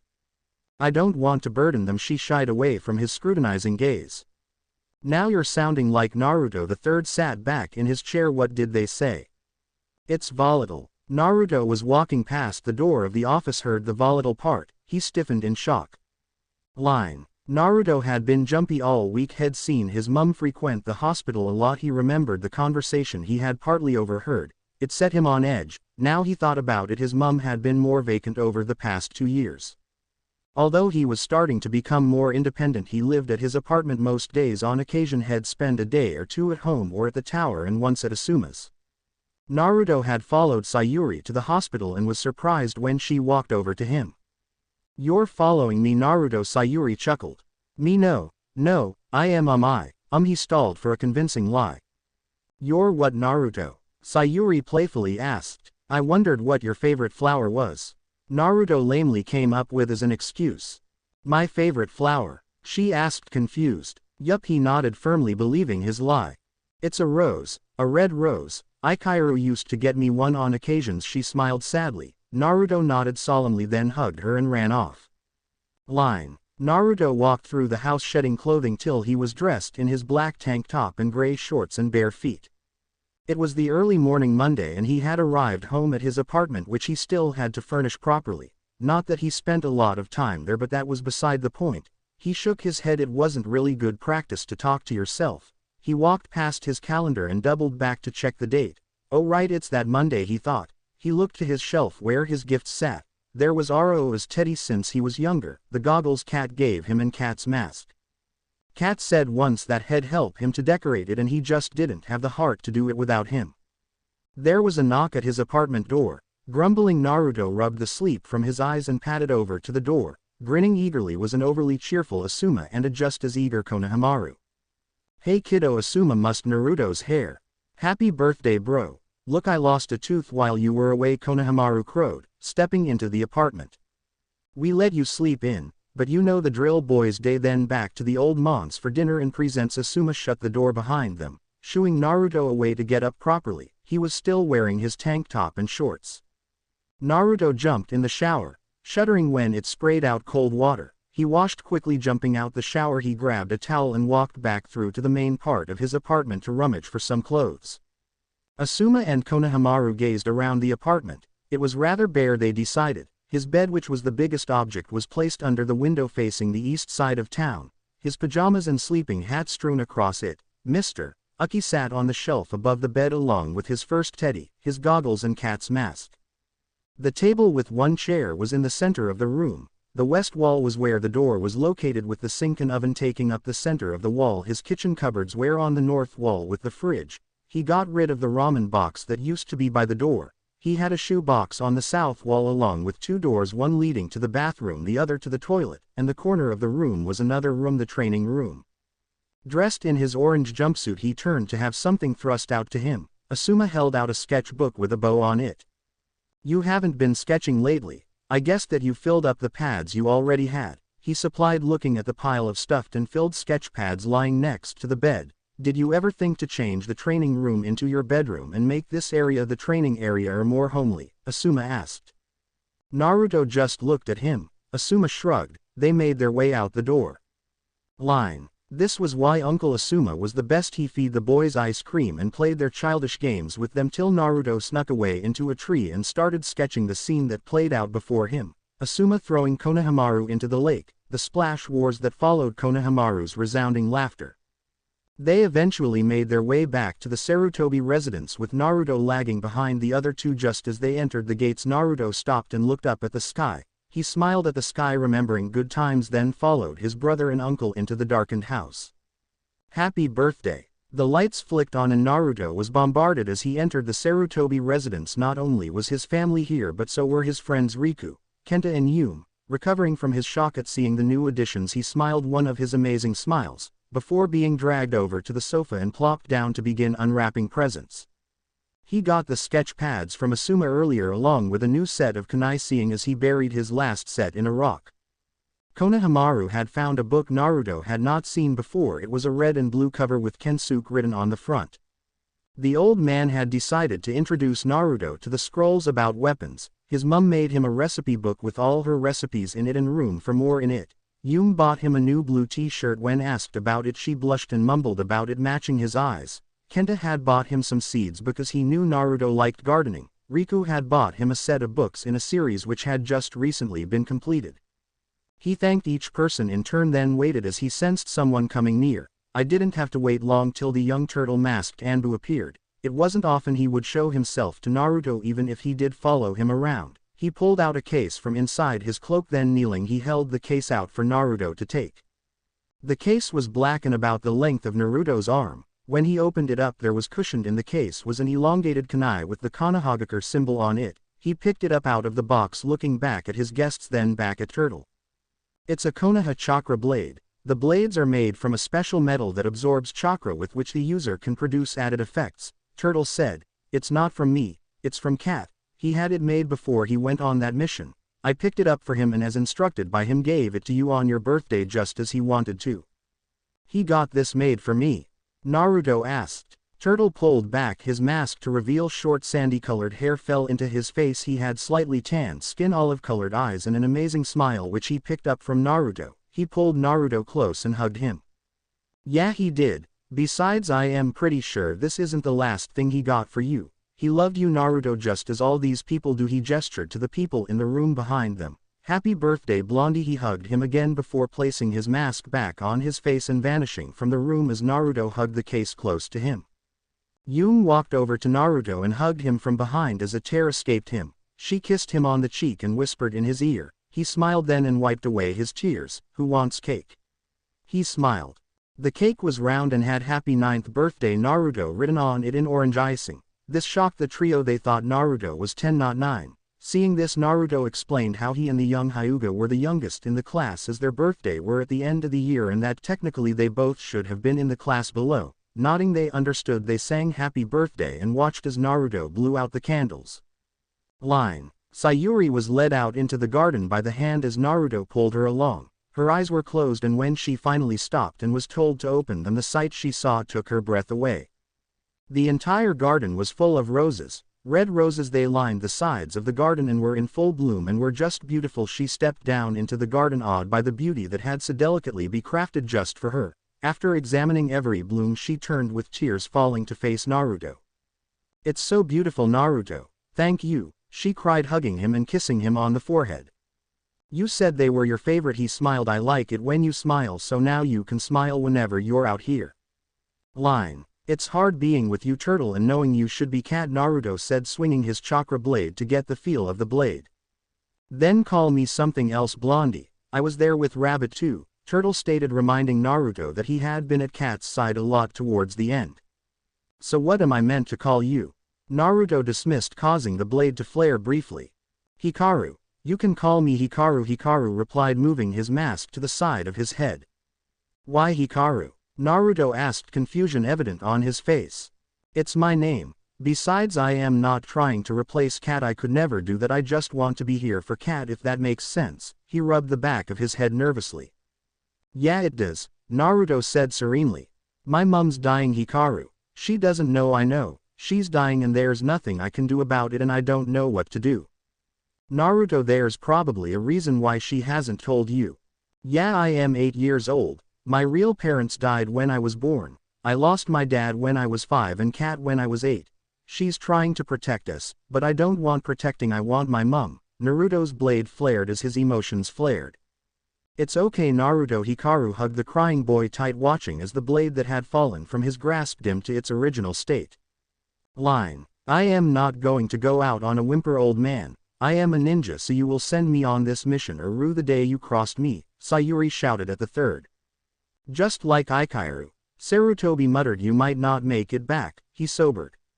Better to die in battle than live in vain, Sayuri stated.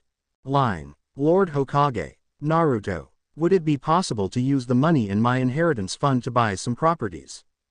Why? Well, if say, the apartment where I live was to be refurbished and then given to the orphans who no longer fall under the care of the orphanage as long as they were able to look after themselves, that is, and where supplied a stipend till the time in which they were able to support themselves financially. How would you make that happen then? Through careful negotiate between certain parties. These parties would include, here's a list of the purposed parties involved as well as the plans needed in order to achieve this final product. Naruto handed a slightly ink-stained scroll over to the Hokage. All you have to do is okay it. I've already got people on board this idea. Besides, it helps the economy of the village as well as the next generation, and you can oversee every step without the council butting in. Naruto sold his argument quite well. The third nodded along. He stopped and ran all the possibilities through his head before he smiled and sighed off on Naruto's proposed scheme. Thank you, Lord Hokage. Naruto bowed, making his way out of the office. He walked over to the figure sitting on the chairs lining the wall. Looking up, a smile spread across Iruka's face at the way Naruto was beaming at him. I take it went well then. Iruka smiled at Naruto. Ever since Naruto had shared his dream with him, had made sure he wouldn't do it alone. Yup. The Hokage is sorting out the genin teams to help clear the building out, as well as the person to rebuild and design it. Then the genin teams will decorate and help furnish it. I've just got to get my stuff out and speak to old Mrs. Yamamoto to see if she'd still be interested in being the landlady. How did you find her anyway? During work placement, she was a customer in the Ikiruka ramen stand that stood up for me when another customer complained because I was working there, and I mentioned the idea to her, so out of courtesy I should ask her again. Line. The apartment building where Naruto lived had been stripped out. The walls reinforced and the rooms redecorated. They all had working electricity and running water with a storage tank of water stored on the roof. The walls were now yellow in color, a nice yellow though not some ghastly yellow, and the slats were a reddish orange. Of the 4 floors available, the bottom rightmost room and top left were the only 2 currently inhabited. The bottom room belonged to the new landlady and the top one belonged to Naruto. Mrs. Yamamoto was a dumpy old woman, her white hair in a bun on top of her head. She wore a pale kimono and traditional sandals. She was now the acting landlord of the apartment complex known as Koji House. The first set of orphans had been sent to the new re-education center for youths and adults.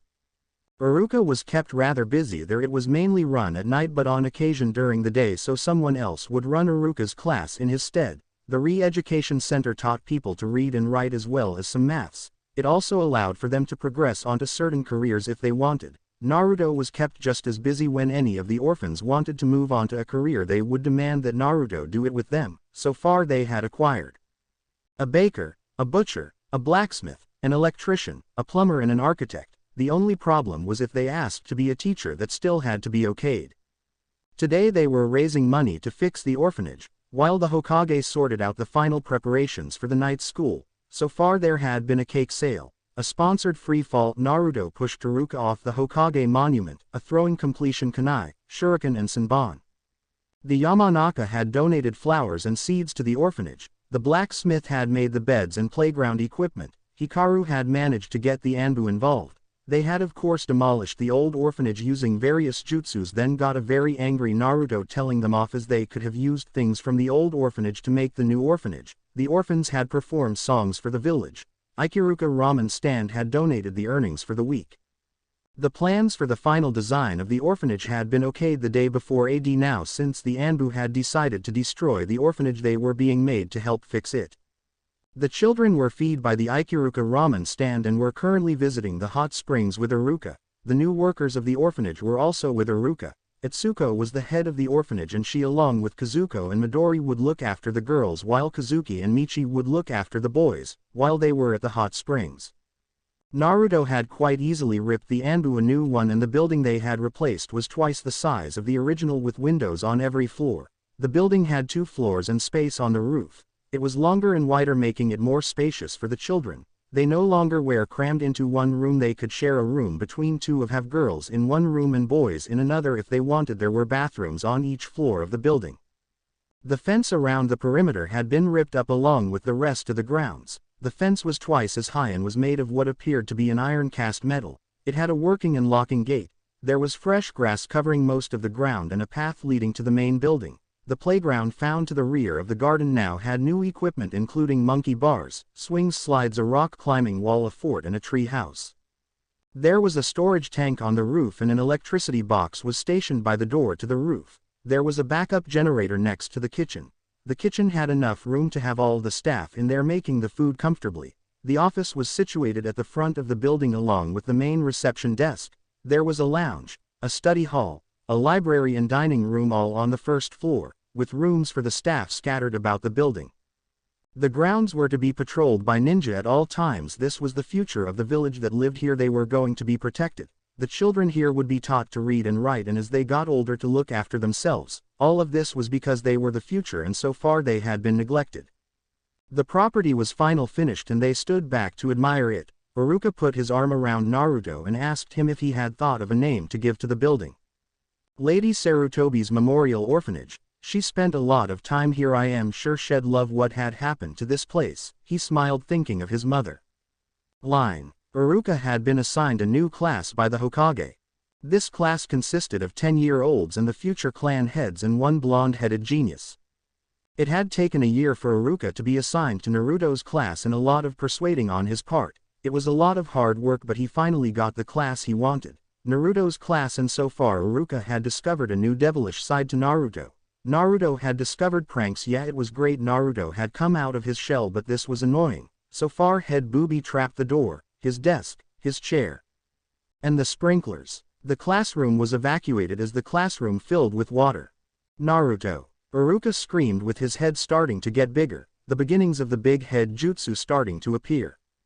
Iruka stood at the front of his class. It had been a long journey, but very soon this class would be taking the Genin graduation exam. Taking a deep breath, he used his big head jutsu.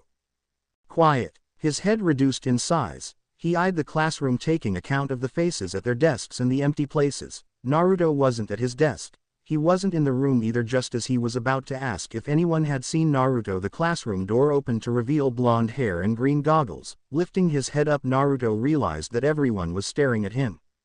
Sighing, he entered the room. Sorry, I am late, sensei. Konohamaru couldn't find his scarf, and then he shut it in the door he gave as his excuse. Nodding, Iruka allowed Naruto to take his seat. It was strange how tired Naruto looked, though he'd have to ask him about it later. Okay, I want you to describe a person with one word, Iruka explained. Shikamaru. Lazy, Ino commented. The class readily agreed. Choji. F.A. Sakura started. Don't say the F word, Ino hissed. Round, Kiba called. Kind, Shikamaru pointed out before returning to his lays. Be nice, children, Shino. Weird, Sakura stated. Scary, another girl called. Creepy, Ino shuddered. Observant, Naruto called, causing all heads to switch to him. He's quiet and keeps to himself, but he observes what is happening in the class, he stated. Sakura. Forehead, Ino shouted. Fangirl, the class chorused. Ino. Pig, Sakura shouted back. Fangirl, the class chorused. Kiba. Wild, the class chorused. Dog breath, a girl called. Hinata. Shy, the class echoed. Pressurized, Naruto whispered, causing Hinata to blush. Hinata, what do you think on Naruto? Iruka pushed. Lonely, she blushed. Dobi, Sasuke muttered. Naruto rose to the bait. He hit Sasuke straight in the face. As the two boys scuffled, a piece of paper fell from Naruto's desk, landing at Shikamaru's feet. Iruka-sensei rushed to pull the boys apart. Naruto had written an answer down for each name called and explained them. It was amazing seeing what he had written. Shikamaru, genius. He's lazy but still a genius. Choji, kind. He's got the biggest heart of us all. Shino, reserved. He keeps to himself and quietly observes the world around him. Sakura, loud. Loud, fangirl with pretty hair. Ino, mindful. She's careful what she says till Sakura or Sasuke are involved. Kiba, alpha. Kiba is the alpha dog of his pack, or trying to be anyway. Hinata, pressured. She is constantly under pressure to do the right thing and to do her clan good. Sasuke lost. Shikamaru read them all, astonished at how insightful Naruto was. Iruka had separated the two boys and was shouting at them for disrupting the class. Naruto's insightful Shikamaru called out, getting the class back on topic. Kind Choji answered. Annoying Ino and Sakura called out. Hiding Shino called. Sasuke Iruka called, continuing where had left off. Dreamy some girls sighed. Handsome the rest of the girls sighed. Arrogant the boys called. Cold Hinata whispered. Line. Iruka looked up at the two occupants of the classroom. Sasuke was sat head resting on his hands glaring at the board, and Naruto was writing or drawing on his paper. Glancing at the clock, he decided had kept the two long enough. You can go now, but no more fighting in class, Iruka called out. Sasuke made his way out of the classroom in his usual Uchiha way. Naruto was too engrossed in what he was doing to notice he had been let go. Iruka looked up when he didn't hear a second pair of footfalls. Naruto had moved the paper at an angle and was hunched over it, the pen moving quickly across the page. Iruka finished grading his papers and moving around the desk. He made his way over to Naruto's desk. He leaned over the desk and jumped when Naruto started speaking to him. You should nt be so nosy, Iruka-sensei, Naruto sung, finishing his drawing and piling the papers up. Is that your new project? Iruka inquired, walking with Naruto out the classroom door. It's more like an adjustment to an ongoing project. Naruto shrugged. Oh, sorry for earlier, by the way. Sasuke's been pissing me off all week and I couldn't take it anymore. He just gets under my skin, Naruto apologized, before he got clipped round the back of the head by Iruka's hand for swearing. OWW. He rubbed the back of his head in mock hurt. Did you want to see it? Naruto asked gleefully. Line. Iruka followed Naruto through the village to the Hokage mansion, but rather than entering they went around the building to the walled-off area of the mansion. Iruka stopped in his tracks. They had entered the garden of the Hokage mansion. It was half finished, but it looked incredible. Did you do this? Iruka asked in astonishment. Yeah, the Hokage commissioned me to. It's taken ages to get this far.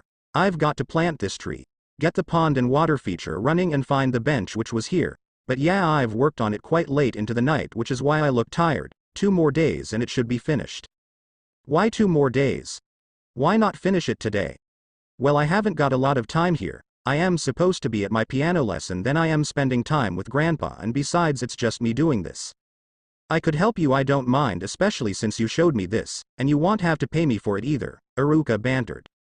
Okay, fine, but you have to do what I say, Naruto agreed. Nodding, Iruka followed Naruto as he moved over to the tree. He showed him where he wanted it planted and left to the corner of the garden where the water feature was positioned.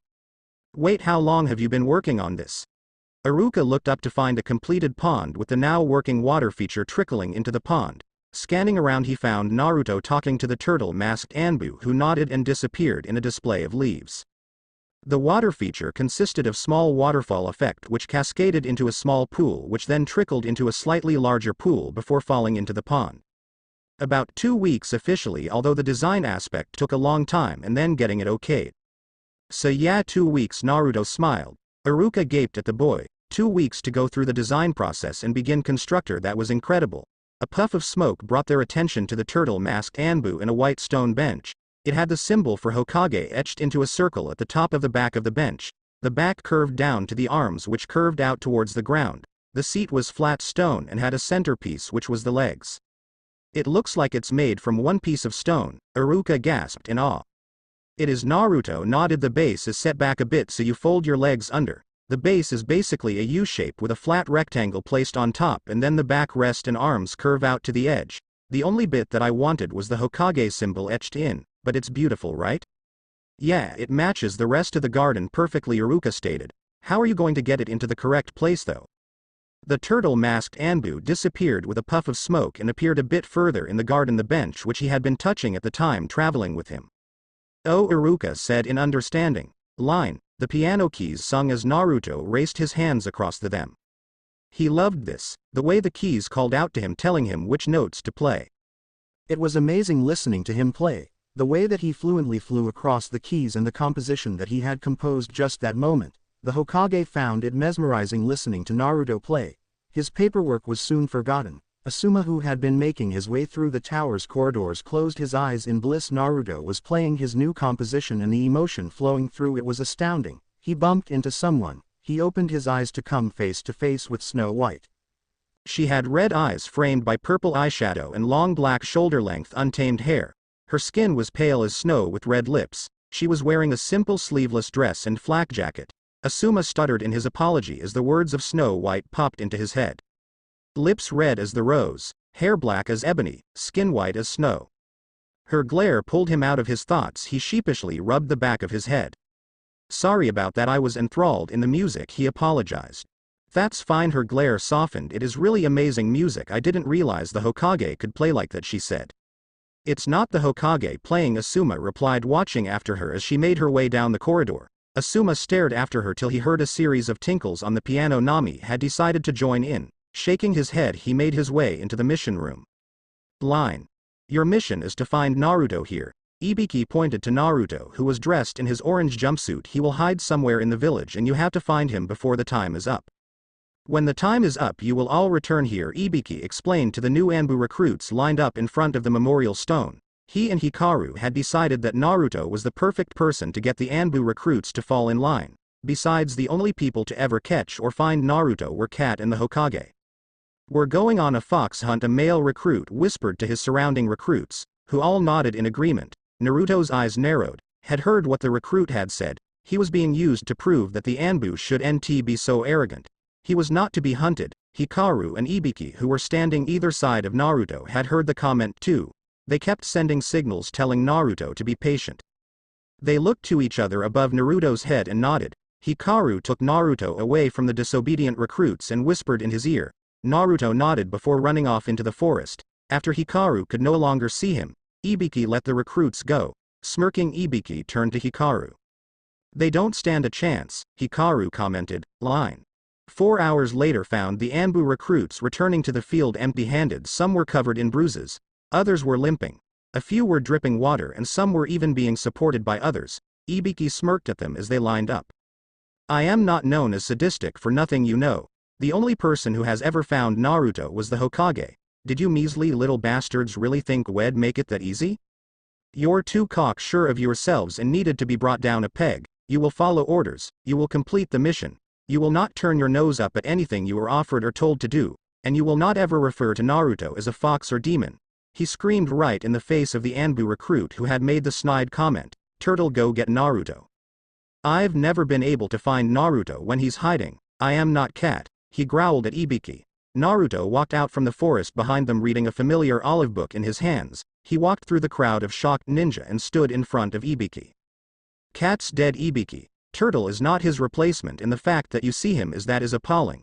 Turtle will be better than Cat if you just stop comparing him to a ghost of a dead man, he said without looking up.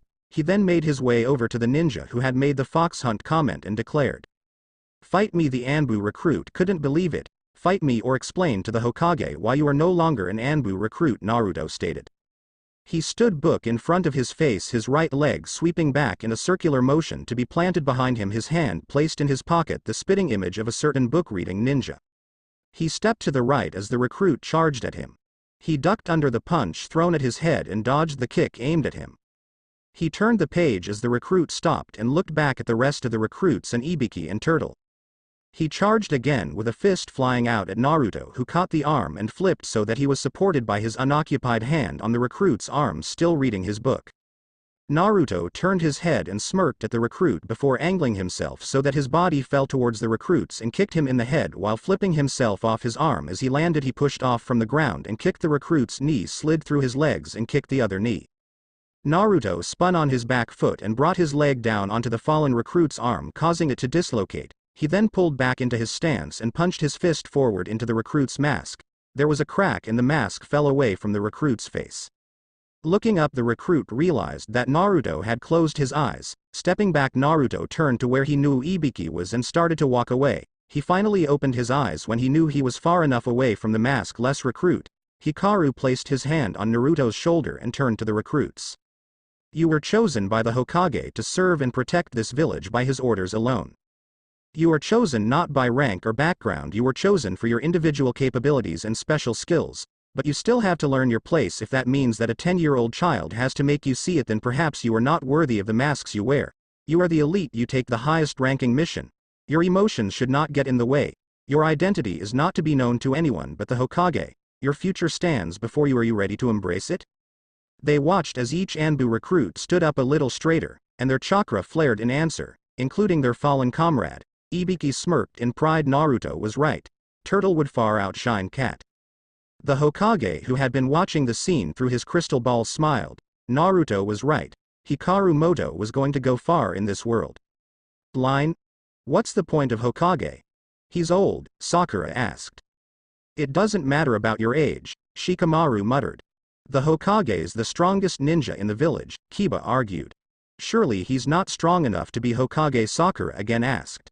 The Hokage is the person who will die to protect this village and all those who live in it. It doesn't matter if they're strong or powerful, it matters if they have the will to do what is right no matter the cost. They are respected by everyone in the village as the title should be.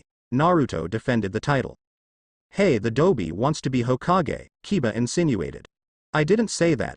I merely defended the title of Hokage, Naruto confirmed.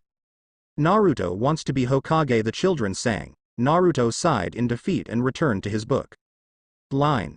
The Hokage was sat in his chair attempting to stare down a glaring Naruto. It was the time when Naruto would ask questions, and for weeks now Naruto had wanted to find out about a past shinobi, but the third had denied him every time. Naruto's eyes were cold in their glare, his whole posture was becoming hostile. It is not my place to tell you, Naruto, the third sighed. Well, I am not going to find out any other way, he countered. Pick someone else to find out about. What about one of the Hokage? Naruto's glare darkened when the third's eyes strayed to the fourth's picture. I don't want to pick someone else, old man, I want this one, Naruto reiterated. What about your hero? Can't I tell you about him? You've told me about the second Hokage and some of your adventures, I want to know about. I can't tell you, the third said firmly, cutting Naruto off. He was a hero, yet I can't find anything about him. If I had to make the same decision, I'd do the same thing. Naruto stormed out of the room. Sighing, the third returned to his paperwork, his mind drifting back to Naruto's request. Konoha's white fang. No, it wasn't his place to tell Naruto about the man, it was his son's. Line. The Hokage monument was a place of respect, everyone in the village knew that. So when early in the morning the villagers awoke to find their precious monument defaced, there was of course uproar. The first Hokage had a red spiral painted on his left cheek with the words stupid and idiot in green squiggled above it. A lime green cross was on his other cheek with white paint running from out of his nose and a drawing of some kind on his headband. The second Hokage had a yellow poop drawn on the side of his face with a red tongue hanging out from his lips and a black line under his eye. The third had white lines running down from his nose and eyes as well as a blue cross on his forehead, and the fourth Hokage had his eyes painted green with eyelashes attached, a white stream coming from his nose, a lime green stitch-like mark on his chin and a white spiral on his cheek. Two Chunin ninja spotted a flash of orange atop the monument and instantly reported the disturbance to the Hokage. Naruto, who was laughing with glee, spotted the two ninja who had begun to chase him. He grabbed his paint pots and ran, leading them on a merry chase through the village. He turned to look over his shoulder at the ninja to see they had fallen behind and turned back and ran into a puff of smoke colliding with the solid body in front of him. Naruto fell to the floor. Looking up, he found a very angry Iruka staring down at him. Naruto sat tied up in the classroom with Iruka standing over him. Tomorrow is the ninja school's graduation exam. You have failed the last 2 times somehow. This is no time to be causing trouble. Yeah, time for a review test on Henge no Jutsu. Everyone line up, Iruka screamed in anger. What? The class chorused, transform perfectly into me. The class lined up with mutters of it's your entire fault being thrown at Naruto. Next up, Uzumaki Naruto. Naruto gathered his chakra and performed a perfect replica of Iruka. Just as he was about to be okayed, he performed another jutsu to transform into a scantily clad woman, causing Iruka to shoot back with blood pouring from his nose. Iruka quickly shot up and, using big head jutsu in place, shouted at Naruto about creating stupid skills. Line. Naruto was cleaning the Hokage monument with Iruka standing over him. Iruka looked down sternly at Naruto and announced if he got it all cleaned up he would take him out for ramen. Naruto smirked, working quickly to clean up the paint from earlier. So you going to tell me what that was about earlier, or should I get Hikaru? Iruka asked. Naruto sighed. I was annoyed. I didn't know how to take my frustrations out. Annoyed at what or who? The old man. He's being really stubborn about something and it's driving me crazy. Speaking of being stubborn, are you ever going to tell me what's going on in the exams? Naruto huffed and continued to clean the paint from the monument. When the two finally arrived at the ramen stand, Naruto was still a bit defensive towards Iruka. So why did you deface the monument again? Iruka tried to open up the conversation. Because it would annoy the old man. He references them a lot and he constantly looks at their pictures. I just wanted to remind him is all. Remind him of what? That I am my own person. I am not them and should NT be seen as such, Naruto stated, determination shining in his eyes. Oh, Iruka said. Hey Iruka-sensei, can I wear your headband? Just for a second, Naruto asked, his face hidden in shadow. Maybe if you pass tomorrow you'll get your own. Besides, this is a symbol that you've come of age, Iruka said, moving his forehead protector.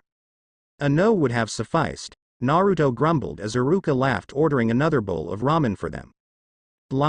Naruto was sat in the classroom. They had already gone through most of the exam and the final part was coming up. Iruka-sensei then said the words Naruto didn't want to hear, the Bushin no Jutsu. The one jutsu he couldn't do. Shikamaru raised his hand. Can we use any type of Bushin? He inquired. No, just Bushin, Iruka stated, wondering why he was being asked that. Had been instructed that it had to be a Bushin, not anything else. Sorry Naruto, I tried, Shikamaru thought. Naruto arrived in the classroom to face Mizuki-sensei, Iruka's helper, and Iruka. He gulped, then performed the jutsu. After the smoke cleared, he turned to look at his clone, which was half dead and more like a puppet than a clone. He hung his head in defeat. I am sorry Naruto, but you fail, Iruka stated. He did technically make a clone, we could let him pass, Mizuki said. Naruto and Iruka instantly became suspicious. Everyone else divided into three and Naruto, well, I can't let him pass, Iruka sighed. Naruto sat on the swing, his goggles sat firmly on his forehead. He watched as everyone else in his class was congratulated. He was wary, though Mizuki had been nice to him, he was never nice to him. He hoped Iruka realized it too. Iruka was stood by the entrance of the academy. He was looking through the crowd at Naruto. It didn't add up. Naruto's exam should have been a pass, not a fail, so he couldn't do the clone jutsu, had never been able to do the clone jutsu. He sighed, he'd have to look into this. Iruka, I need to talk to you, the Hokage called. Iruka looked away from Naruto to the Hokage and back again to find the swing vacant. That's why Mizuki had been nice to Naruto. He wanted him to steal the scroll of sealing. Naruto was sprinting through the forest heading to where Mizuki told him to meet him. He found himself in front of an old hut. He looked around before he sat down on the ground and opened the scroll. I found you, Iruka screamed at Naruto. Hi Iruka-sensei, Naruto said, looking up from the sealed scroll. Don't hide me. Naruto, you're in serious trouble. Do you know what you've got there? The forbidden scroll of sealing. Mizuki-sensei told me if I stole it and learned a skill from it you'd promote me. He even mentioned this place. Naruto spoke while signing with his hands to Iruka. Play along, sensei, whatever is about to happen, it's not going to be good. There was a whoosh and both heads turned to see kunai flying towards them. Iruka, without thinking, threw Naruto out the way and took the brunt of the attack. He was pinned to the cabin when Mizuki made himself clear. So you found him then? Naruto, give me the scroll. Mizuki ended with a shout. Naruto, don't give him the scroll no matter what Iruka ordered. There's no use in you having it. I'll tell you the truth, just hand it over, Mizuki persuaded. No, don't, Iruka pleaded. What truth?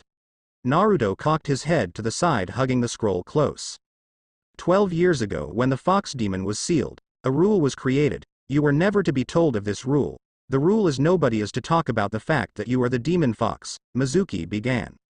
Stop it, Iruka screamed. Didn't you find it strange how everyone hated you? Iruka is the same. He actually hates you. Mizuki screamed as he prepared a giant shuriken. Naruto was running through the possibilities of what he could do. When Mizuki realized the giant shuriken, Naruto was then on the ground looking up at Iruka, who had placed himself in between him and the shuriken. Why? Naruto asked. I am sorry Naruto, I should have done better by you, Iruka managed to mumble out.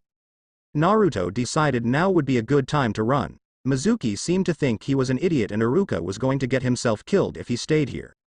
Naruto's eyes were the eyes of a demon. He's going to get revenge against this village, Mizuki stated. Shut up.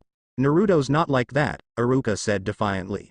That doesn't matter, I'll kill Naruto and take the scroll. I'll deal with you later. Mizuki jumped into the trees after Naruto.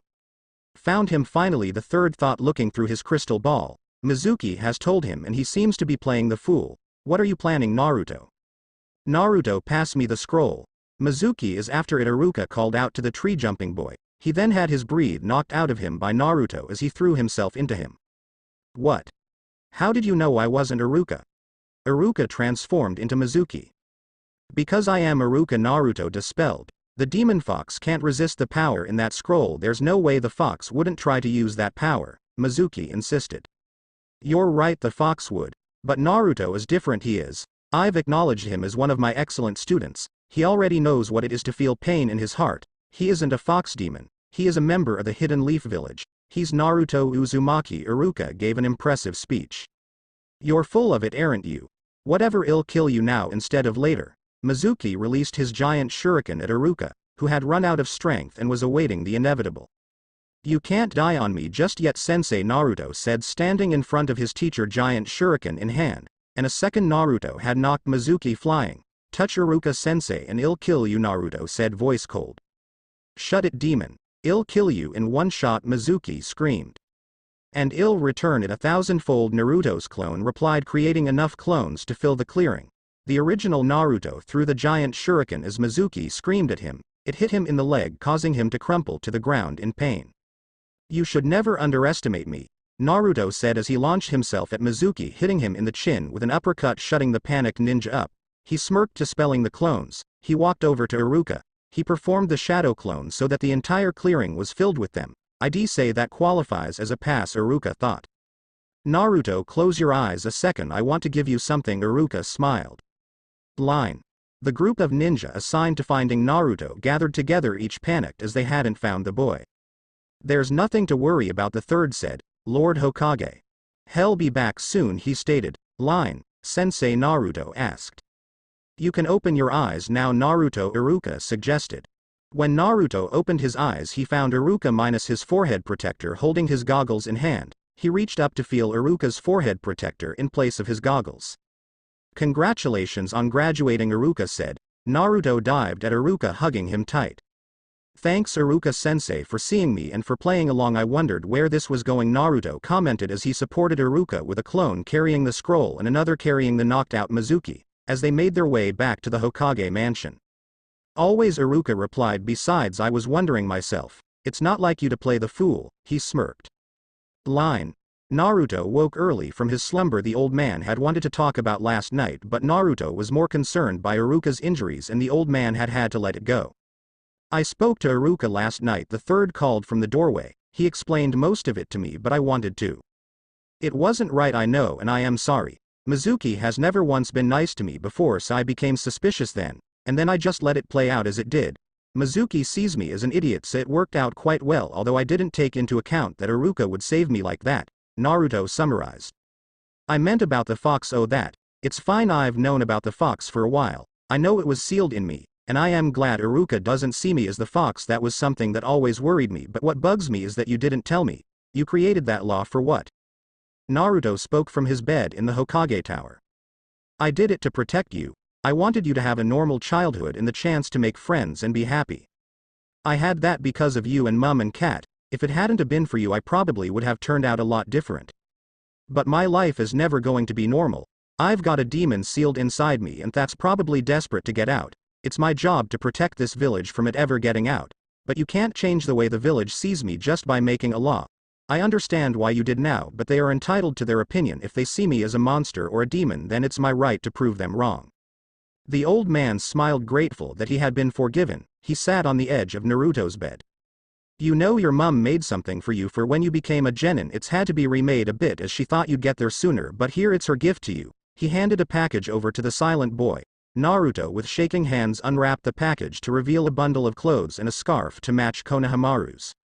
This is like Ko's scarf from her, Naruto whispered. The third nodded as he watched Naruto carefully remove each article of clothing so he could marvel at it before carefully placing it back down. He hugged the old man tight. Thank you, he whispered. You're welcome, the third whispered back. Line. Naruto stood in front of the camera in his new outfit that his mum had made for him. He was wearing a dark blue sleeveless top and trousers to match. He had bandages wrapped round his legs and his ninja pouches attached and black ninja sandals on his feet. His top looked as though it had a hood on it. He also had a pale green scarf wrapped round his neck which he could pull up to cover his mouth. The scarf wasn't long but a more rounded shaped one which was pulled over the head rather than sat around the neck. The third looked over Naruto's ninja registration page, finding it hard to believe that Naruto hadn't pulled any stunt while taking his picture. He glanced over the paper at Naruto, then glanced at the photos on the wall before looking back at the papers, hoping Naruto didn't notice that he glanced at the photos. He looked over the paper at Naruto to see him glaring at him. He had noticed the glance at the photos. I should have gone with the kabuki face painting instead of that one, Naruto muttered, still glaring at the Hokage. Wearing his new outfit, he pulled at the scarf slightly when the door creaked open and Konohamaru sprung through the door. Old man, fight me, Konohamaru called. Naruto turned to look at the old man, confusion written on his face. Konohamaru tripped as he came through the doorway, hitting the floor face first, as his teacher Ebisu-sensei made his way to the doorway, exclaiming about not again.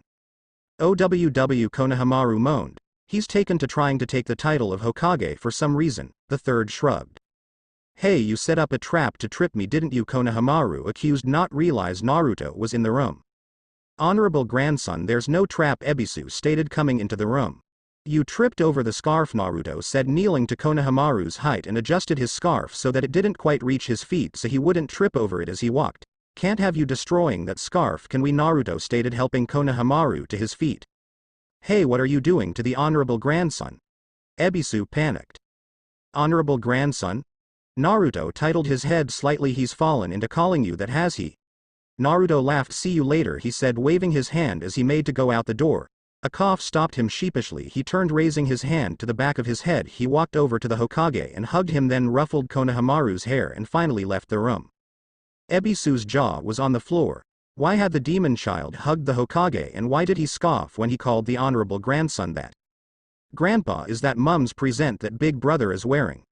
Konohamaru asked the third, who nodded. I better congratulate him. Konohamaru hugged his grandfather, then ran out the door.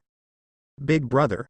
Ebisu was muttering in shock. They were raised together as brothers by Lady Sarutobi, Naruto's family. Ebisu, and not what you think he's like. You'll probably be spending a lot more time with him now that Konohamaru knows he's a genin, the third stated, clasping his hands together in front of his face.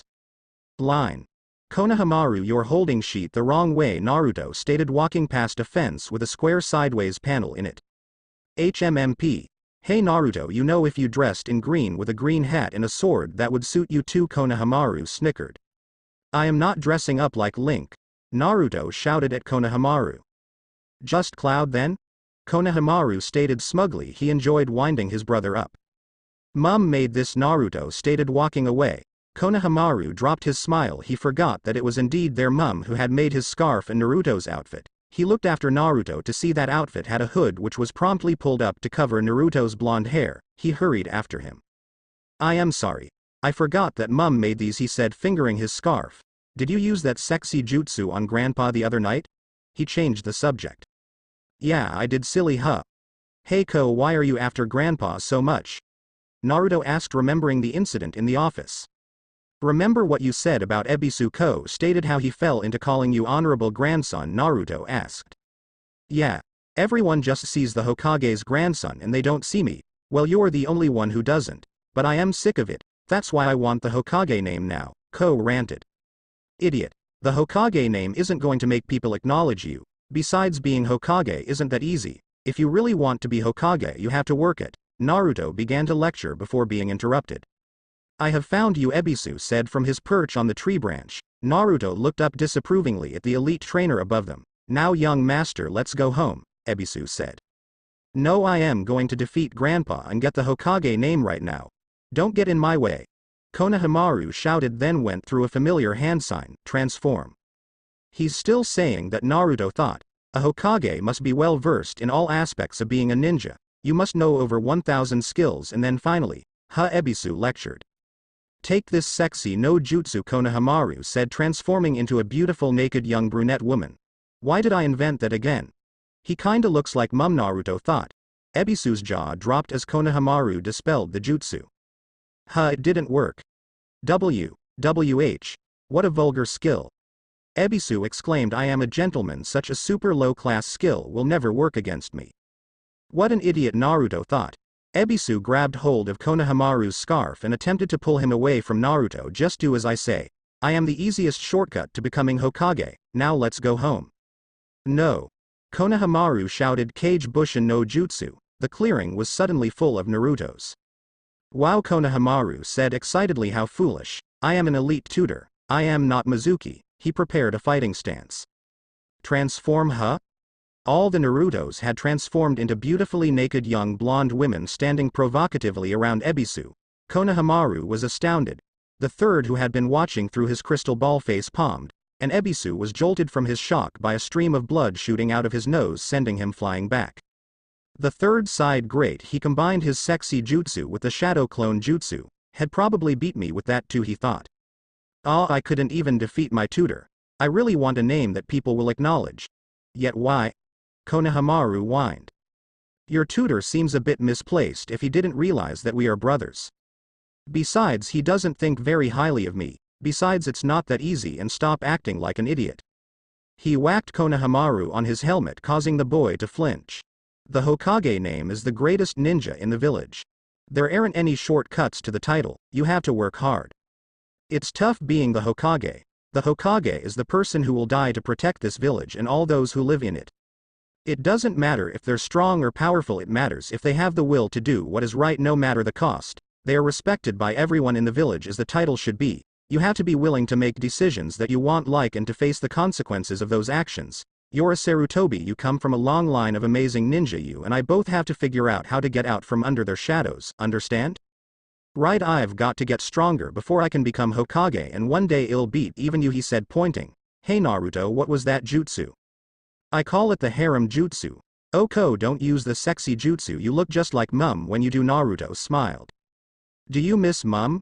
Konohamaru asked as they made their way towards the hot spring from the clearing where the passed out Ebisu was. Naruto looked over at Konohamaru, seeing him pulling at his scarf. He then changed direction, heading towards the graveyard. Line. Hi Mum. Naruto spoke to the grave with Lady Sarutobi's name etched on it. I made Genin last night. I am wearing the outfit you made me.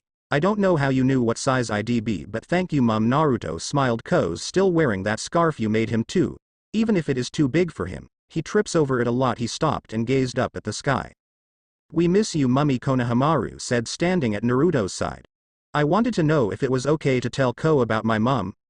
Naruto asked, causing Konohamaru to look at him in confusion. The wind blew past them almost like a sign. Naruto stood up and beckoned Konohamaru to follow. He made his way through several rows of headstones. They stopped at a marker that had a white rose and a lily placed on top of it. Konohamaru read the name on the marker. Kushina Uzumaki Ko. This is my biological mum, the person who gave birth to me. I leave flowers here on Mother's Day normally, but I've been coming a lot lately trying to figure out how to tell you. I brought Cat here once. He was shocked. I wasn't supposed to know. You know about my parents, that is, and besides Cat, you and Hikaru are the only people I've ever brought here, Naruto said, kneeling so that he was level with marker, as Hikaru moved from the tree head and stood under watching the two boys. I trust you enough to let you in on this secret, Naruto said solemnly. What about your dad? Konohamaru asked. It's pretty obvious, he smirked, but Mum and Dad will always be my parents and you will always be my brother, he said, hugging Konohamaru close. You're my brother no matter what. Bro, Konohamaru chirruped, hugging Naruto back. Hey Hikaru. Why didn't you step in earlier with Ebisu?